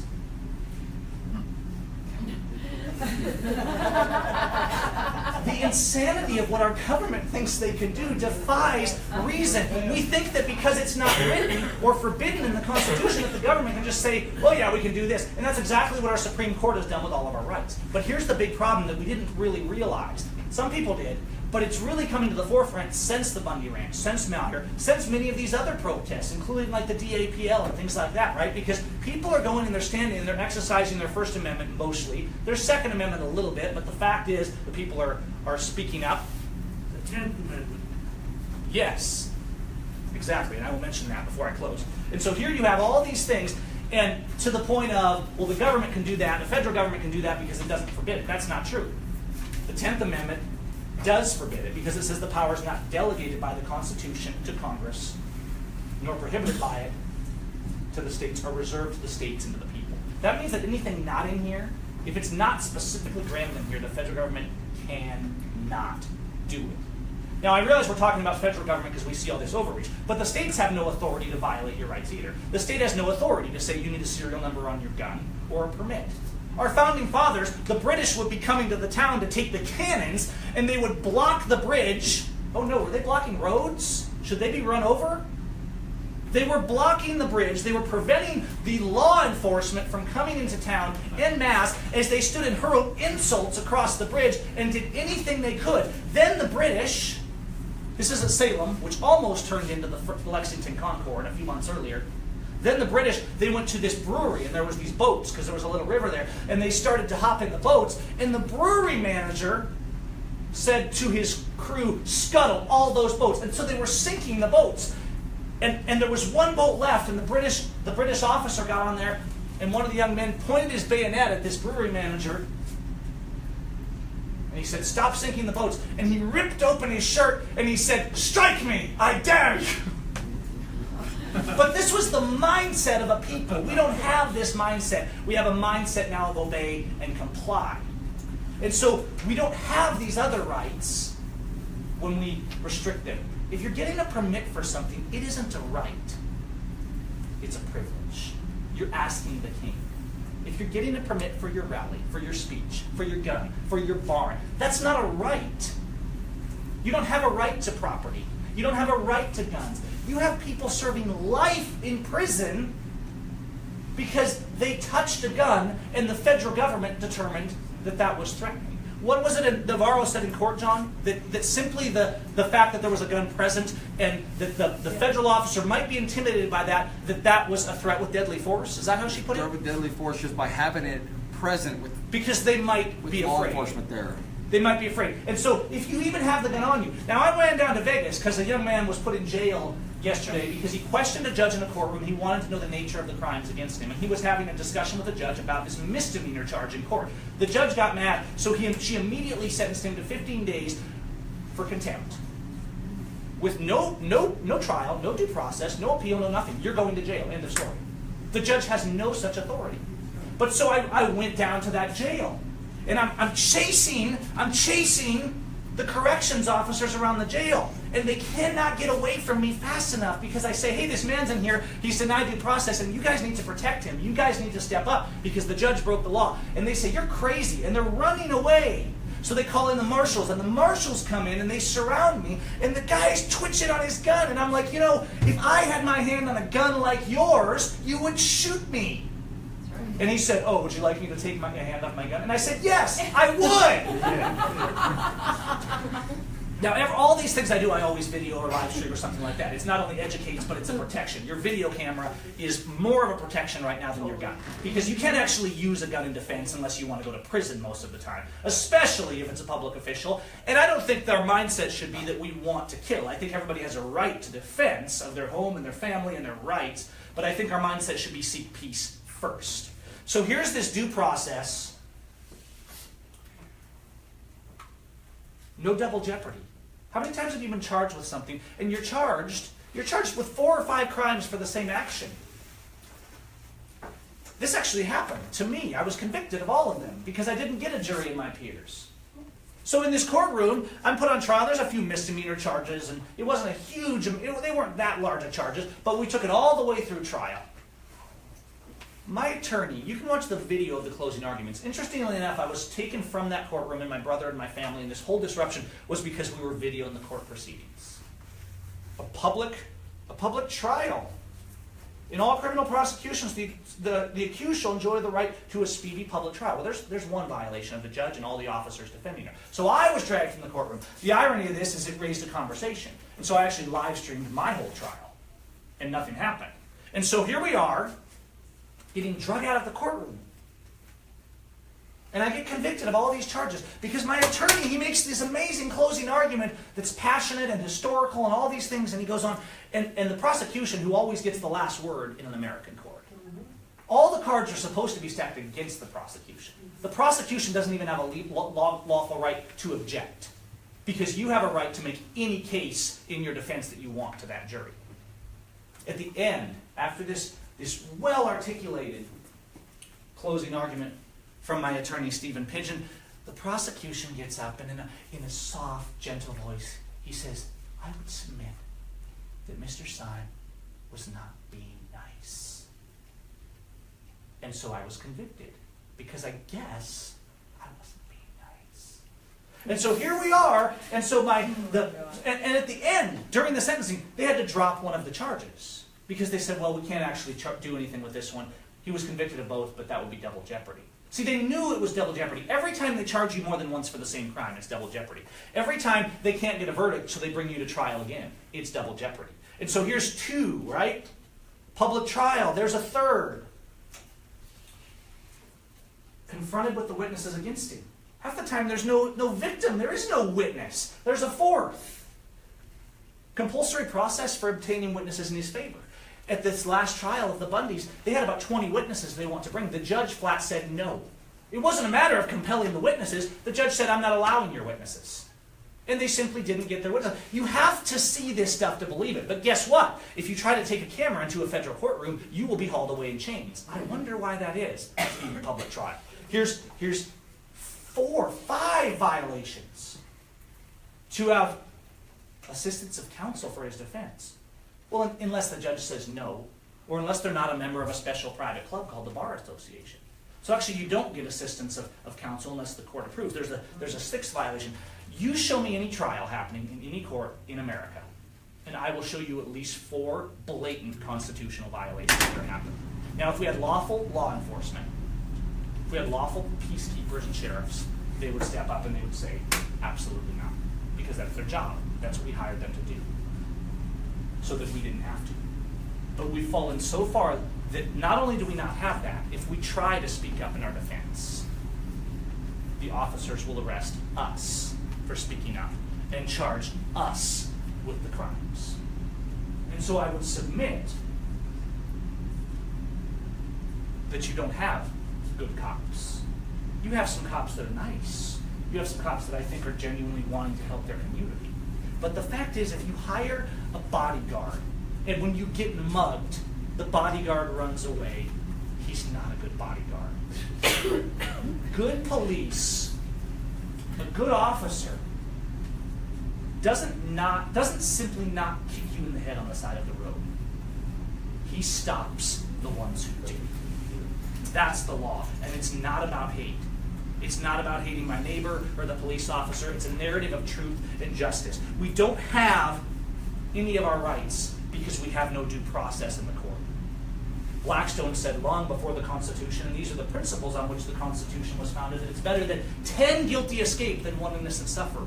John Locke said that a magistrate, once they step outside their authority, they have ceased to be an authority. We're back to the thug with a gun to our head. That's exactly what we have in our courtrooms. This is hard for us sometimes because some of these people in these public offices are our friends and neighbors and people we know. And they've been taught that what they're doing is good because society's telling them they're the good guys, they're the heroes. We have to love people enough to tell them when they do wrong that you're not the hero. You're a gangbanger. And so knock it off. We have to be willing to stand up and show up and love our neighbor, like Kelli and John. We have to be willing to be talked about. We have to be willing to be versed enough in history and what's happening around us and our laws to understand that this corruption is not new, like Roger was talking about. We have one of the women in this room right now from out at the camp whose young son is facing 10 years in federal prison because he dug in the dirt on BLM land at the refuge, because he dug a ditch. And we have a federal government that has the gall to say, well, this is to protect your freedom. If you perpetrate those things, if you allow those things, if you're the officer, the court marshal, the jailer who allows these abuses, you're not law enforcement. You're not a patriot. You're a terrorist. You're a criminal. And I don't hate you. I don't want to hurt you. But I'm not going to pretend that you're a hero. Heroes are men like Lavoy Finicum. Heroes are men like the natives who step up in defense of their treaty rights and their land rights. Heroes are people who step up and stop the lynch mob and say, no, this is not happening on my watch. That's an authority. And we delegate authorities through our ballots and through our votes, and we say, you are to represent us. But as soon as that fails, they are no longer an authority. They're no longer a magistrate. And their only authority is a gun to your head. I don't want to live in a society where justice is a gun to my neighbor's head. And it doesn't matter. Maybe I really don't like my neighbor. I'm not okay with him being abused. If we could get some due process back, this would change. But to do that, you would have to have a Congress from both parties that was willing to impeach judges, that was willing to stop making lawless laws. If you had a congressman, I ran for Congress in my state a few years ago, and I knew I couldn't fix the country from the House floor. I intended to be an activist in Congress. See, they're so concerned about keeping their position, they won't even speak out against these things that are happening. From the Congress to the city council to the president, they won't even mention the suffering of their neighbor. The proverb says that he who justifies the wicked and condemns the just is an abomination to God. Our hypocrisy and our hate of our neighbor, our pride, our arrogance, our wish for others to suffer while we flourish, it's not freedom. It's not what America was founded on. And it has to stop, but only we can stop it. So we need to pick up the cameras and we need to be the media. We need to use our voice and be willing to sit around the dinner table and tell our in-laws who arrest people for a living on fake crimes, that what you do is not okay. And you know what? Maybe your in-laws will walk out the door, but maybe they'll think about it. And there is an Easter egg in it, because there's going to be more turkey for you. Yes. When they walk out the door. Best reason yet. And so we have to use our voice, because our words and our voice have power. We have to use our compassion. So I'm going to go on too long. I'm probably already pontificating. But I want to thank you all for being here. I hope you'll come out to the camp. Where's Kelly at? Where's Kelly?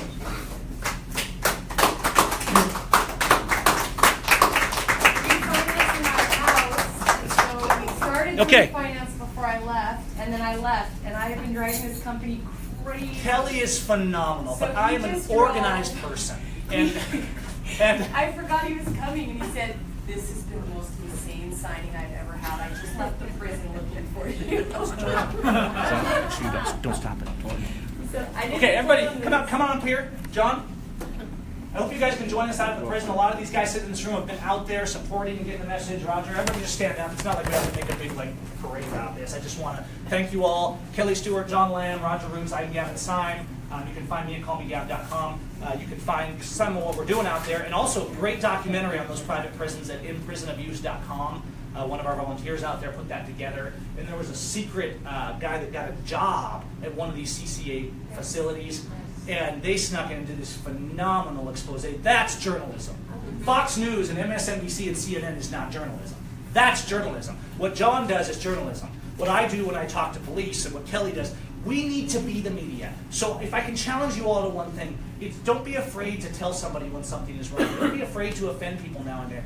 When did we become this numbnut society that we're afraid to speak anything because it might offend somebody? Is it the end of the world if somebody doesn't agree with you? Just speak out. People hate on me all the time. But sometimes I've had people literally attacking me on Facebook, and then a few months later they're apologizing because they're like, Gavin, I got arrested last night, and it's a bad. Do any of you guys have anything to add before we close? Somebody asked earlier, how long will we be at the prison? We'll be at the prison until there aren't any more people standing there with us and we're no longer being effective. So if we're there and the jail isn't reacting or responding to us in any way, and the treatment starts getting negative again for the guys, then we might as well pack up and go home. But if 1,000 people showed up this week, That would change we the whole might message. just be able to put some positive, healthy pressure on the prison to get Ammon Buddy out of solitary confinement, because he is still sitting in a box. And I have a few ideas. I thought of actually replicating solitary and putting on the side of the road with a huge sign that says solitary confinement is torture, and then staying in there and being fed in there until Ammon is out of solitary confinement. Because if you saw that on the side of the road and you talked to somebody and learned there was a human being in there, you would be shocked. And you would probably fight whoever was holding me in there. But then when you learned I'm holding myself in there, and that we have people not very far away who are truly living this way every single day of their life, we're being told every day you are innocent unless You're guilty until I'm proven sorry, innocent. you're guilty unless you're guilt. Well, because I feel like they're basically, they treat them like they're guilty, but they're being Absolutely. told every day you're innocent. Trust me, you have all your rights, as he's sitting in this dark hole. And so if we accomplish nothing before we leave, we want to shame the prison for their bad behavior, because oftentimes that's the only way you can get these people to turn. And we really want all of our political prisoners. We want them out on bail, but we want them out of solitary confinement. It literally damages your long-term eyesight, your long-distance eyesight. The nerves die for sitting in there, because everything he sees is 7 to 11 feet away, and he doesn't see anything farther than that. So they really need to get out of solitary confinement. And the more people who come, this prison is just panicking at these women and children and men with flags hanging out outside. They're scared of their stocks going down. They're scared of being exposed. They're changing their name because they have so many lawsuits across this nation for their Stocks have abuse. been dropping. They have been dropping, and we want that, right? We want that should happen when abuse is happening. People shouldn't be investing in that company. They should be pulling out of that company, saying, "I don't want anything to do with you. You're a human warehouse. That's all you do is warehouse human beings and profit off their abuse." So if anybody wants to join us out there, that would be awesome. It encourages the guys, and it does exactly what our founders intended, and that's fourth branch of government speaks and says no. We do want to thank everyone. A ton of his flags up there flying. So just, Jim? what's that? That's her flags. Okay. Yeah, So stay on or I'll bring more. Whatever you can do to find your voice and support. Kelly was in that 3x3 cell in handcuffs with no food or water for 10 hours straight the other day. Now, Ammon was in there. By the time she got out, you can watch the videos and the live streams. It was kind of, she was actually making some pretty radical speeches by the end that were pretty It was pretty interesting. overnight, and you watch every hour of the night, and we were already dehydrated, and I still don't have my voice back. But Roxanne behind you there in the pink, she did 13 hours last night. she's so she looks exhausted right tired. now. That's why she's tired. She's almost dead. The Undertaker. Sunburn too. We have had people here from, I counted over almost 20 states across the United States now, some just one state or so, but we've had several hundred people show up, even if it's for one day. We got one guy here from Oklahoma here yet that's been here all week. He marched around the prison 7 times in one day. We usually make it one time. It takes about an hour to make it around. That's full on Jericho 7 stuff times. right there. So we've had awesome people just doing little bits and things from across the country. And you know what? It's sending a message. It's not just about this prison. It's not just about the money. Human beings should not be locked in boxes and abused. One more constitutional violation of cruel and unusual punishment. Does anybody have any questions or anything real quick before we wrap up? I just have a statement. No. That's what you tell the cops. That's what you tell them. I had a highway patrol down here on the back. He wanted me to stay in a car, and I said no. He wanted my driver's license, and I said no. He wanted my insurance, and I said no. Because he had no reason to be stopping you in the write first me a place. ticket. That ain't happened. He finally said, well, if you show me your license, it's okay, I won't write you a ticket. Here, take a look at that. Well, and you have gray hair on your side, so sometimes I go to jail for these things. But I have to say, you're absolutely right. Because I do a lot of activism, and you can see a lot of these things I talked about tonight on my YouTube channel, just like you can see all the crazy things they do on their Facebook pages and stuff. When you stand up to a bully, it's sometimes remarkable how much they... Sometimes it actually turns like, the cop will be like, oh... And I'm like, what are you like? Are you contagious? And they're like, sir, you need to calm down. And I'm like, dude, it's okay. And now I recognize not all cops are this way. And if they're cordial to me, if they're nice to me, I'm going to try and love them, right? I'm going to have a conversation with them. There's many times I've interacted with officers and I say, look, what you're doing is wrong, but let's talk about it. And they always have this reason of, well, I'm just doing my job. I'm just doing my job. And I say, no, here's your job. My rights, my children, that's your job. When somebody tells me they're just doing their job, I remind them of the Nuremberg trials. Yes. I did that to the TSA. Yeah, the TSA, right? Oh, here's this benign little agency that gropes your children and has their porn scanners so they can check out your wife, all because freedom. That's not freedom, that's slavery. And if we had congressmen, if we had representatives, if you had a representative that was really doing their job, they wouldn't be twiddling their thumbs in their leather throne on the floor of Congress. 3 or 4 of them would be marching through the TSA line with their cameras running and saying, no, you're not going to look at our stuff, get lost. And the nation would immediately be in uproar, and probably within 30 days the TSA would be over. That's how powerful your voice is. So even if you're this small or if you're this big, everyone's voice has power. I belong to with a group of people up in northern Utah that has been attempting to get our congressman to be aware of this situation with Bundy family here in Pahrump. And when we call them, when we call those congressmen or their staff, the information we get back from them is, well, that's in Nevada, call the Nevada congressman. Not our problem. Even though David Bundy is from Delta, Utah, and one of our congressmen is his congressman. And I don't have, does anybody here have a solution? Because this is why we've come to the point we don't really have representatives anymore. And it's always, try calling a government office, right? It's like, oh, we need to transfer you here. Oh, that's not my job. That's not my jurisdiction. And I've come to the point where I just say, stop. You're a human being. You're responsible for how the human beings around you are treated. I could care less what you think your job is. You will account for what's happening in the building that you work for. I think the solution really goes back to state sovereignty. We need to remove the federal funding out of every aspect of the state, and then just push them back, roll them all the way back. But good luck to getting our DC. legislators to do that, Roll right? them all the way They back all to want DC, money. then build a wall. Around DC. Okay. Keep them in. 10 square by 10. Right. Okay, he had one of them. I just wanted to say, I think the Bill of Rights is probably the most misunderstood portion of the Constitution. it was written for the government, for the federal government. Yes, it's a It was restriction not for us. them, exactly. It was for them. Exactly, I'm glad you brought that out. It's an absolute binding contract, not to limit me or you, but to say, you absolutely will not do this, period. And when they do, they are no longer a lawful authority. And we should have stopped a lot of this stuff. When you show up, we brought 3,000 people armed to our Capitol before, not for violence, but for peace. To say your new gun law is not a law, and we're going to disobey it right in front of you, and you're not going to do anything about it. Now that's scary to do that. And sometimes you want to be judicious how you do it, because if you're standing alone, they might throw you in a box. But when there's 3,000 of you, it does help. If people were to show up at this prison, it would change everything. Go ahead, sir. Ammon Buddy's answer was that we have the power, and when the people unite, we have the power. So, at the end of the day, when will we put our jobs and our movies and our vacations aside and say it's time to take our country back? I mean, if not for the people suffering, for the children that aren't yet suffering that will soon be in the box. And we've seen that happen in 2014 at the Bundy Ranch.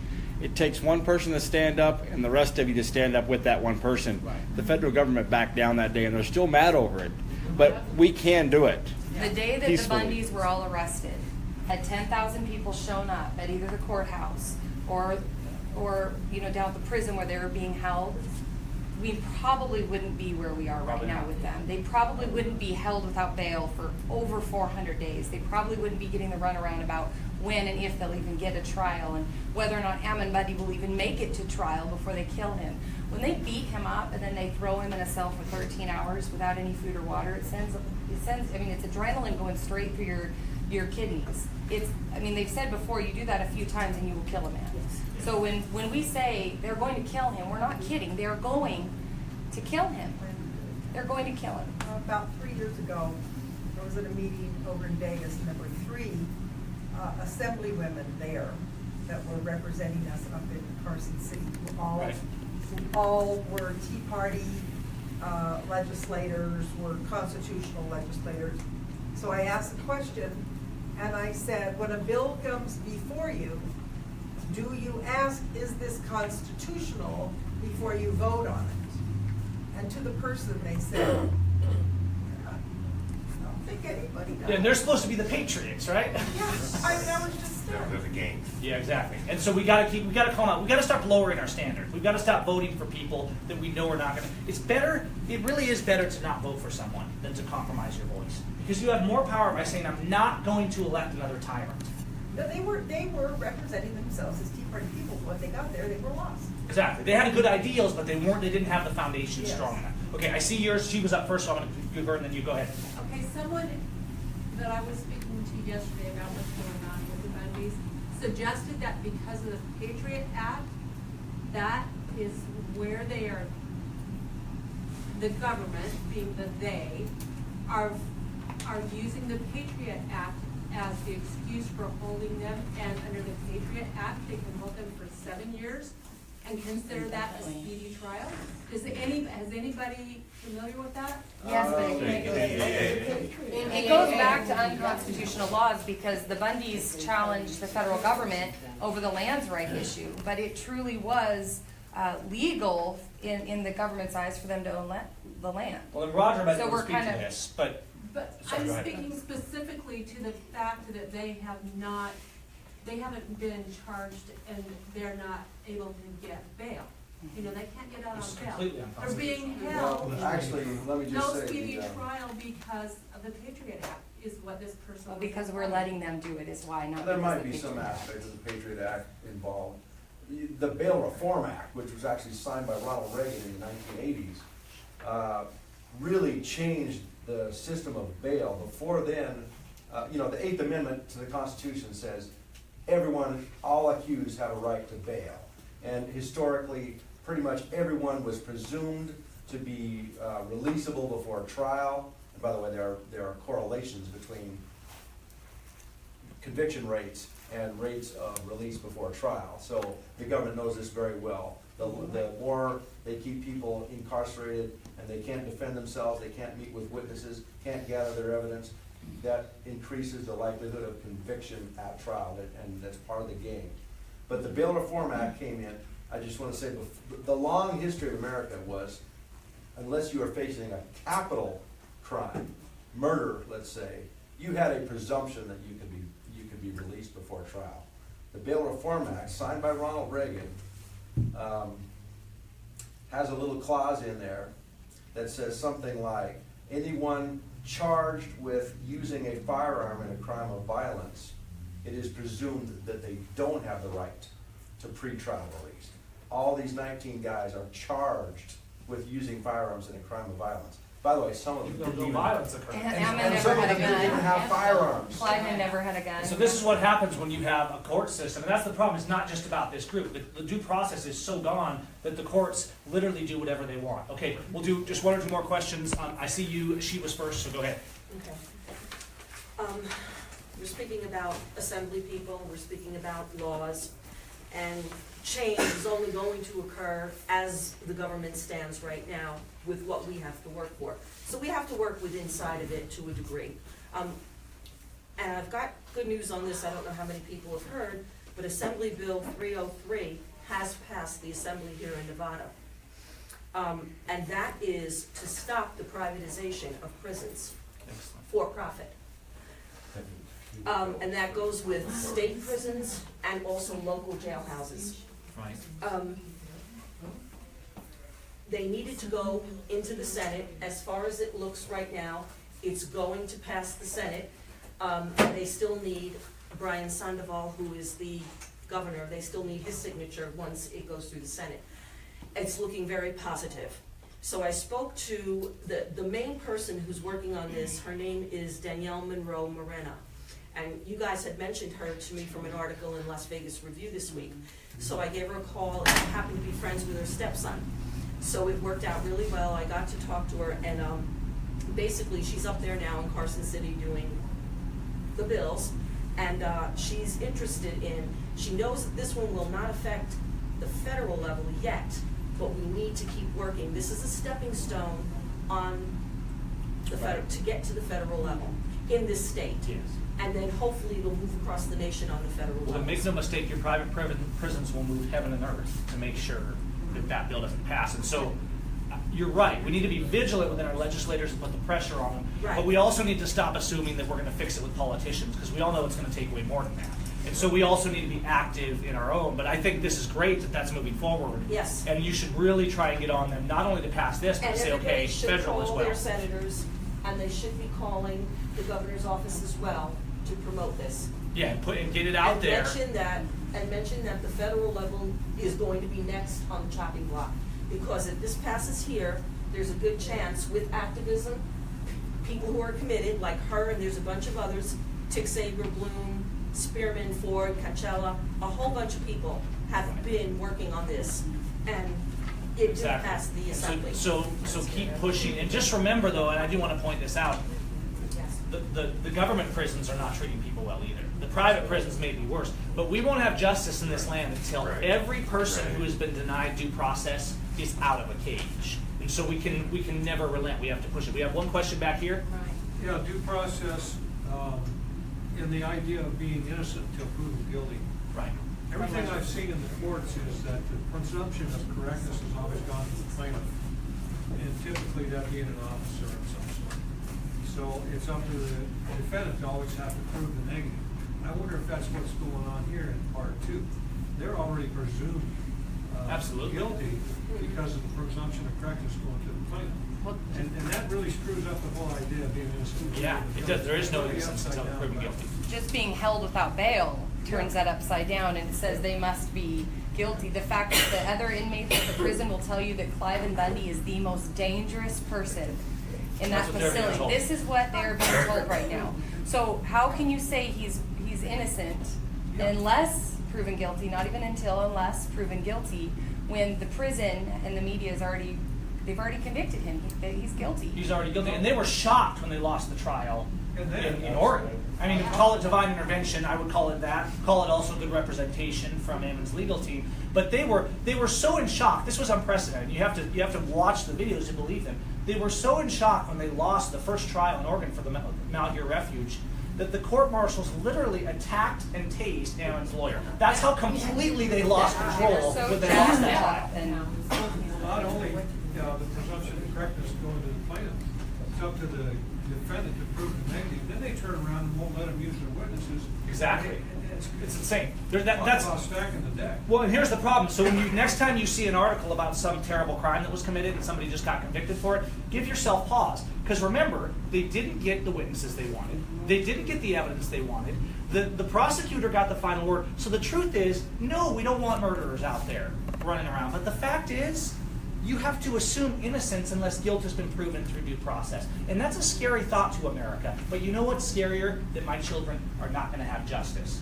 And we can't be in a position, I know I'll never be in a position where my kids will look at me and say, you didn't even try. Okay, we have one more question here and then we'll wrap up. Just a statement.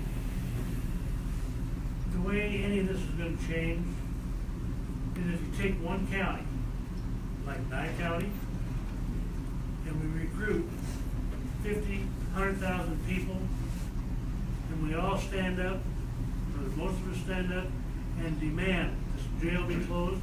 Demand we get a new sheriff that'll do the job. Yep. Because the sheriff is the people's person in there, and they have a lot of power if they'll use it. Exactly. They could go up there and arrest every damn Absolutely. person. They could shut the place down tomorrow because it's a complete violation of the law. What we need to do is we need people, a lot of people.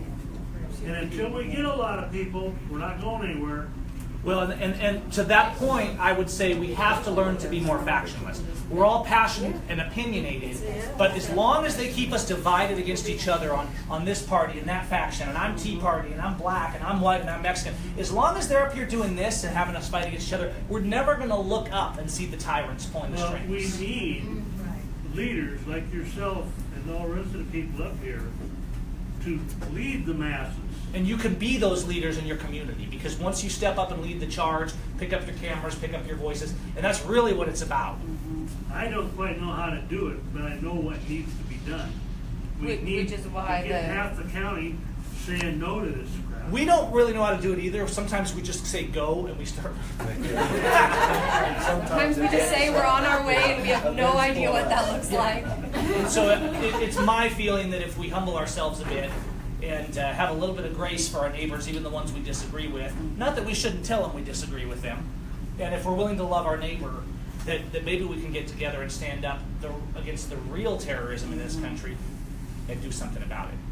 We need a team of people to go to Washington and protest on the steps of the White House. We need a team of people here protesting at the courthouse. Well, that'd be good, but the White House is... Here, one point to that, though, real quick. The White House is set up to ignore us. That prison isn't. And so when we protest at their doorstep, they start kind of wetting themselves. Oh, I think they can notice about it. Over women and children and flags. A They're few like things have hiding in happened. bushes and recording us like this, and I'm yelling, hello, we see you. Since the incident with Ammon, they now have a new warden. Right. The other warden, of course, instead of firing her, they just moved her around somewhere else, I'm sure. And the guard that was involved in this that took the shirt is on suspended leave. And then I was also told that one of the guards that was really nice and waved at people was on suspended leave. He did return, but he was on broke the suspended rules, leave. yes. And they probably would not have suspended the guard involved in this had we not shown up, because we were there the next day. And before we got there, they all were put on notice that they were going to be in lockdown until we left. They thought they were going to get us to negotiate with terrorists. And they said, if you leave, they can have their microwaves back. As though men who are being held hostage are going to want their microwaves over their supporters outside, saying you cannot continue abusing American people on United States soil with our money. So tell them what happened. So then they put them on lockdown. It lasted 24 hours. A few inmates were scared, and they were like, how long are they going to do this to us? Maybe you guys should leave. And I said, I don't want to put it all on a few of their shoulders, but until Ammon and Ryan tell me to leave, I'm not leaving. Until they tell me they're out of solitary confinement, I'm not leaving. And the prison started protesting. The other prisoners started standing up. The other inmates did a food strike, and they said, we're not eating until you take us off of lockdown. It lasted 24 hours. Lockdown was lifted. They held off on visitations for 3 days, and some people were still saying, what are we going to do? We're never going to see our loved one again. Well, you don't see him anyway. You see him in a little box. We're not going to say if we leave, you can keep, abusing them and they'll possibly die, but at least you get to visit with them once a week on the box. This is complete madness. It's complete madness. It lasted 3 days. They lifted that, and then they finally quit blocking the door. They had all the exits and entrances barricaded. We're literally having food delivered from the community and offering it to these guys. I'm telling them, your guard on the hill has been up for 5 hours standing. Are you not going to offer him a chair? I would have already offered him a chair by now. Do you want pizza? Are you guys thirsty? And they're, recording us, and they have binoculars on us, and every day they've loosened up a little bit more. And while that's good that they've loosened up, it's also a little bit bad because that means we're losing our voice. And they're realizing they're just sitting on the corner, they're not doing anything. And the fact is, we So- got to keep pushing because those guys are still in solitary. We're still in And for solitary. everyone, remember this, that for every person you hear being abused in a prison, there's 1,000 more being abused the same way. They have no voice, no contact, and no way to get it out. You gotta If we do had something about it. 1,000 people at your camp, you think it'd make a difference? Oh, absolutely. Absolutely. We've had everybody visiting us from the FBI to, we've had campers with I us don't that know. are. We kind of need. Sorry, go ahead. We kind of need. Some of us kind of need to get home at least for a little while. And Because I would love for you to meet with the sheriff.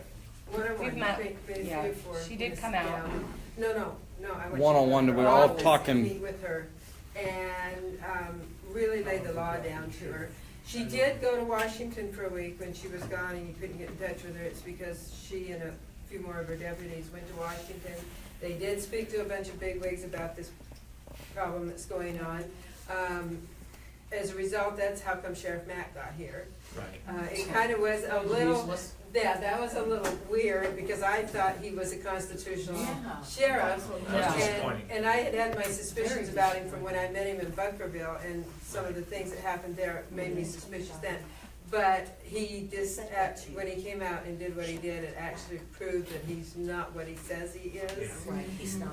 But she said she expects some action from the people she talked to in Washington to help, because she's only one sheriff standing here by herself, so she needs all the support she can get. Right. And I did go and meet with them. I watched the video with Ammon in it. I was there when they did their presentation about the inspections that they did and et cetera. I'm not real happy with the results because, like they said, it's policy. It's not the guards that are bad, they're just doing their job, it's policy. And I said, then it's time to change the policy.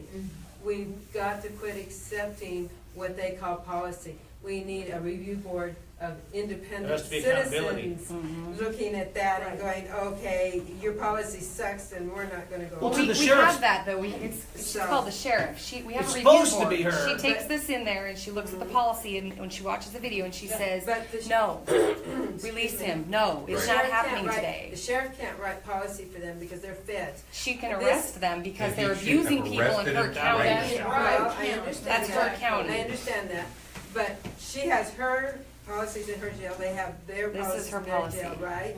And it Right. should be for, yes, and they should both be following that.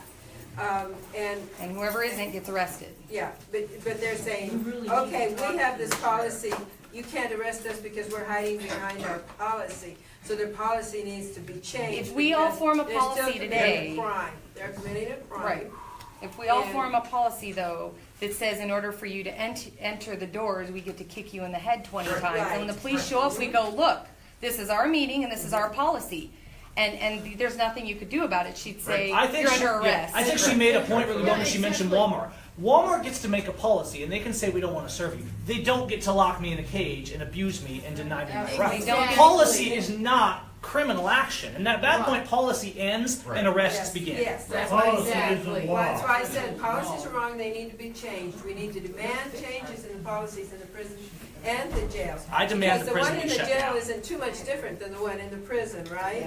Yeah. And speaking of Walmart, every place that they have a private prison, they have a big super Walmart store all over the United States. Yeah, it's There's some interesting. kind of connection, because this Walmart here was supposed to build a superstore down close to the prison. Right. And it didn't quite happen because the bottom was falling and things, so they gave them 125 acre-feet of water rights in order for them to open that prison because they had no water rights and they. I did some checking with this prison, and there are 13 corporations that use CCA, or CCA uses them. So these prisoners are worked for 20 cents an hour approximately. Yeah. Not all of them, but some of them qualify for working and they get paid 20 cents an hour. Walmart uses their labor and sells the products of these prisoners they reap at a big, large profit. But CCA is making money off of the prisoners too. Absolutely. So they're all. And CCA has filed bankruptcy. That's why Yeah. the name changed. It went from, it's still CCA because the initials stayed the same, but the name is They different. also changed. And we put up a valiant fight. This cost me thousands of dollars out of my own pocket because we put up a really good fight, and there's 10 of us in this room that participated in that to try to stop that prison from even opening up there. The money We talked. told them, yeah, absolutely, and I was not a commissioner at the time. That's why I'm a commissioner now, because it woke everybody up, and I ended up, suffering for that. But we put together a big fight in the courts against the feds. We were in federal court for 2 years, 3 years with this thing. And actually, they wore our attorney down, and she ran off on us. But I don't know, maybe they paid her off. So we lost in the long run. But they know we don't like that being there. I would do anything I could to shut it down. Awesome. Well, and to your point, we're willing to meet with the sheriff. It's just we're not sitting around She saying. knows what's going She knows on what in we're saying. there. We're not going to There's- say, I know. please change policy. We're going to say, shut it down. The part of the Right. problem is she's not educated enough in the Constitution. And we have tried to educate her, but we haven't really got past. I feel like this is more important than the Yeah, education. well, Because all it takes we is just to don't, read this. I mean, this is- what they do is they come in, they got this on because they came in and they vowed to pay us $780,000 a year. Right. And that was for assessment taxes, and we could keep the change. Well, the change is about $400,000. So I've had a real battle with some of my other commissioners because they don't want to turn this at $400,000. Well, and to that point, I want to thank you, Commissioner, because it's very few, despite everything else, you're out here, and the other commissioners aren't. And so let's give a hand for the commissioner. I still think We will all be in prison someday. There's because I have there's a no group doubt of about it. people, and this There's is no a doubt field, about the it. town's full of, but I have a group of people. I'm the president of what they call CCSC, which we still have, and that's Concerned Citizens for a Safe Community that was put together specifically to fight this prison. And I'd probably better tell you in private. But not because just I don't know the if that's prison, despised, not but- just the prison, all the corruption here in Nye One thing County. led to another to another to You another. gotta And speak we've up. gotten rid of a lot of it. We just got to keep pushing and keep trying to come together and raising each other's standards. So. You had a lot of people from Pahrump that were Yeah, up like at asking Bunkerville. anybody that she's And we trying put to through take redemption. 3 resolutions after Bunkerville. We have 3 resolutions, and one of them is just say no to the BLM. Absolutely. We as a commission put together 3 resolutions to keep BLM from coming in here and doing what they did over there. Awesome. So we worked really hard fighting the government, and I've just stuck my neck out there. Just and keep hope doing for it, the best and because- and everybody start doing it. My sister-in-law, who used to work for the federal government, that actually went around and arrested these people, put them in the prisons. After she retired, said, she called me. She said, oh my God, I've never seen such a mess in my life as what's going on up here in Bunkerville. It's bad. Because she was going from Boulder City up to, she lives in St. George, on the other side of St. George. She said, you guys have got to do something. She said, I know you have a lot of people to do something. So we did. And she said, I work for the feds, I know what they can do, and I'm scared for these people. We felt it was going to be another Waco. We Yeah, were really that's what it felt like. And it would have been had the people not Had we showed up with their and first so there we day are, on boots on Second the ground Amendment. once again. That's we've got to show up. We got to stand up. We got to speak up. And we just said, we don't care, we're going. We're going. That's what it amounts to. And So- they showed up and they were principled and they didn't try to instigate a fight and they didn't want to hurt anybody, and that's something that I'm very passionate about, always going back to. So, Be principled, you know, peaceful, we're not set an showing up example. to attack. We're not showing up to take the walls down ourselves. They will just annihilate us all. Yeah. So it takes numbers and First and Second Amendment working together and big numbers, and that's, I believe. Gavin, Kelli, I know you guys are from out of town, but the irony that we have right here today is that this town of Pahrump, some people in this room, a few years ago, we arrested our town board because they stepped outside the law, and we stepped up and we pushed them back, and we head to head with the DA, and they they played some games on us, and we moved him out of office. Good. And the existing sheriff, we moved them out of office. So we actually, in this little town here, Desert, some fire. right, Awesome. we are pushing back. And we're moving a few others out of office. Yes, and we're still pushing back, and we got Donna in there, and we're gonna hopefully get her some more support in there in the county commission to.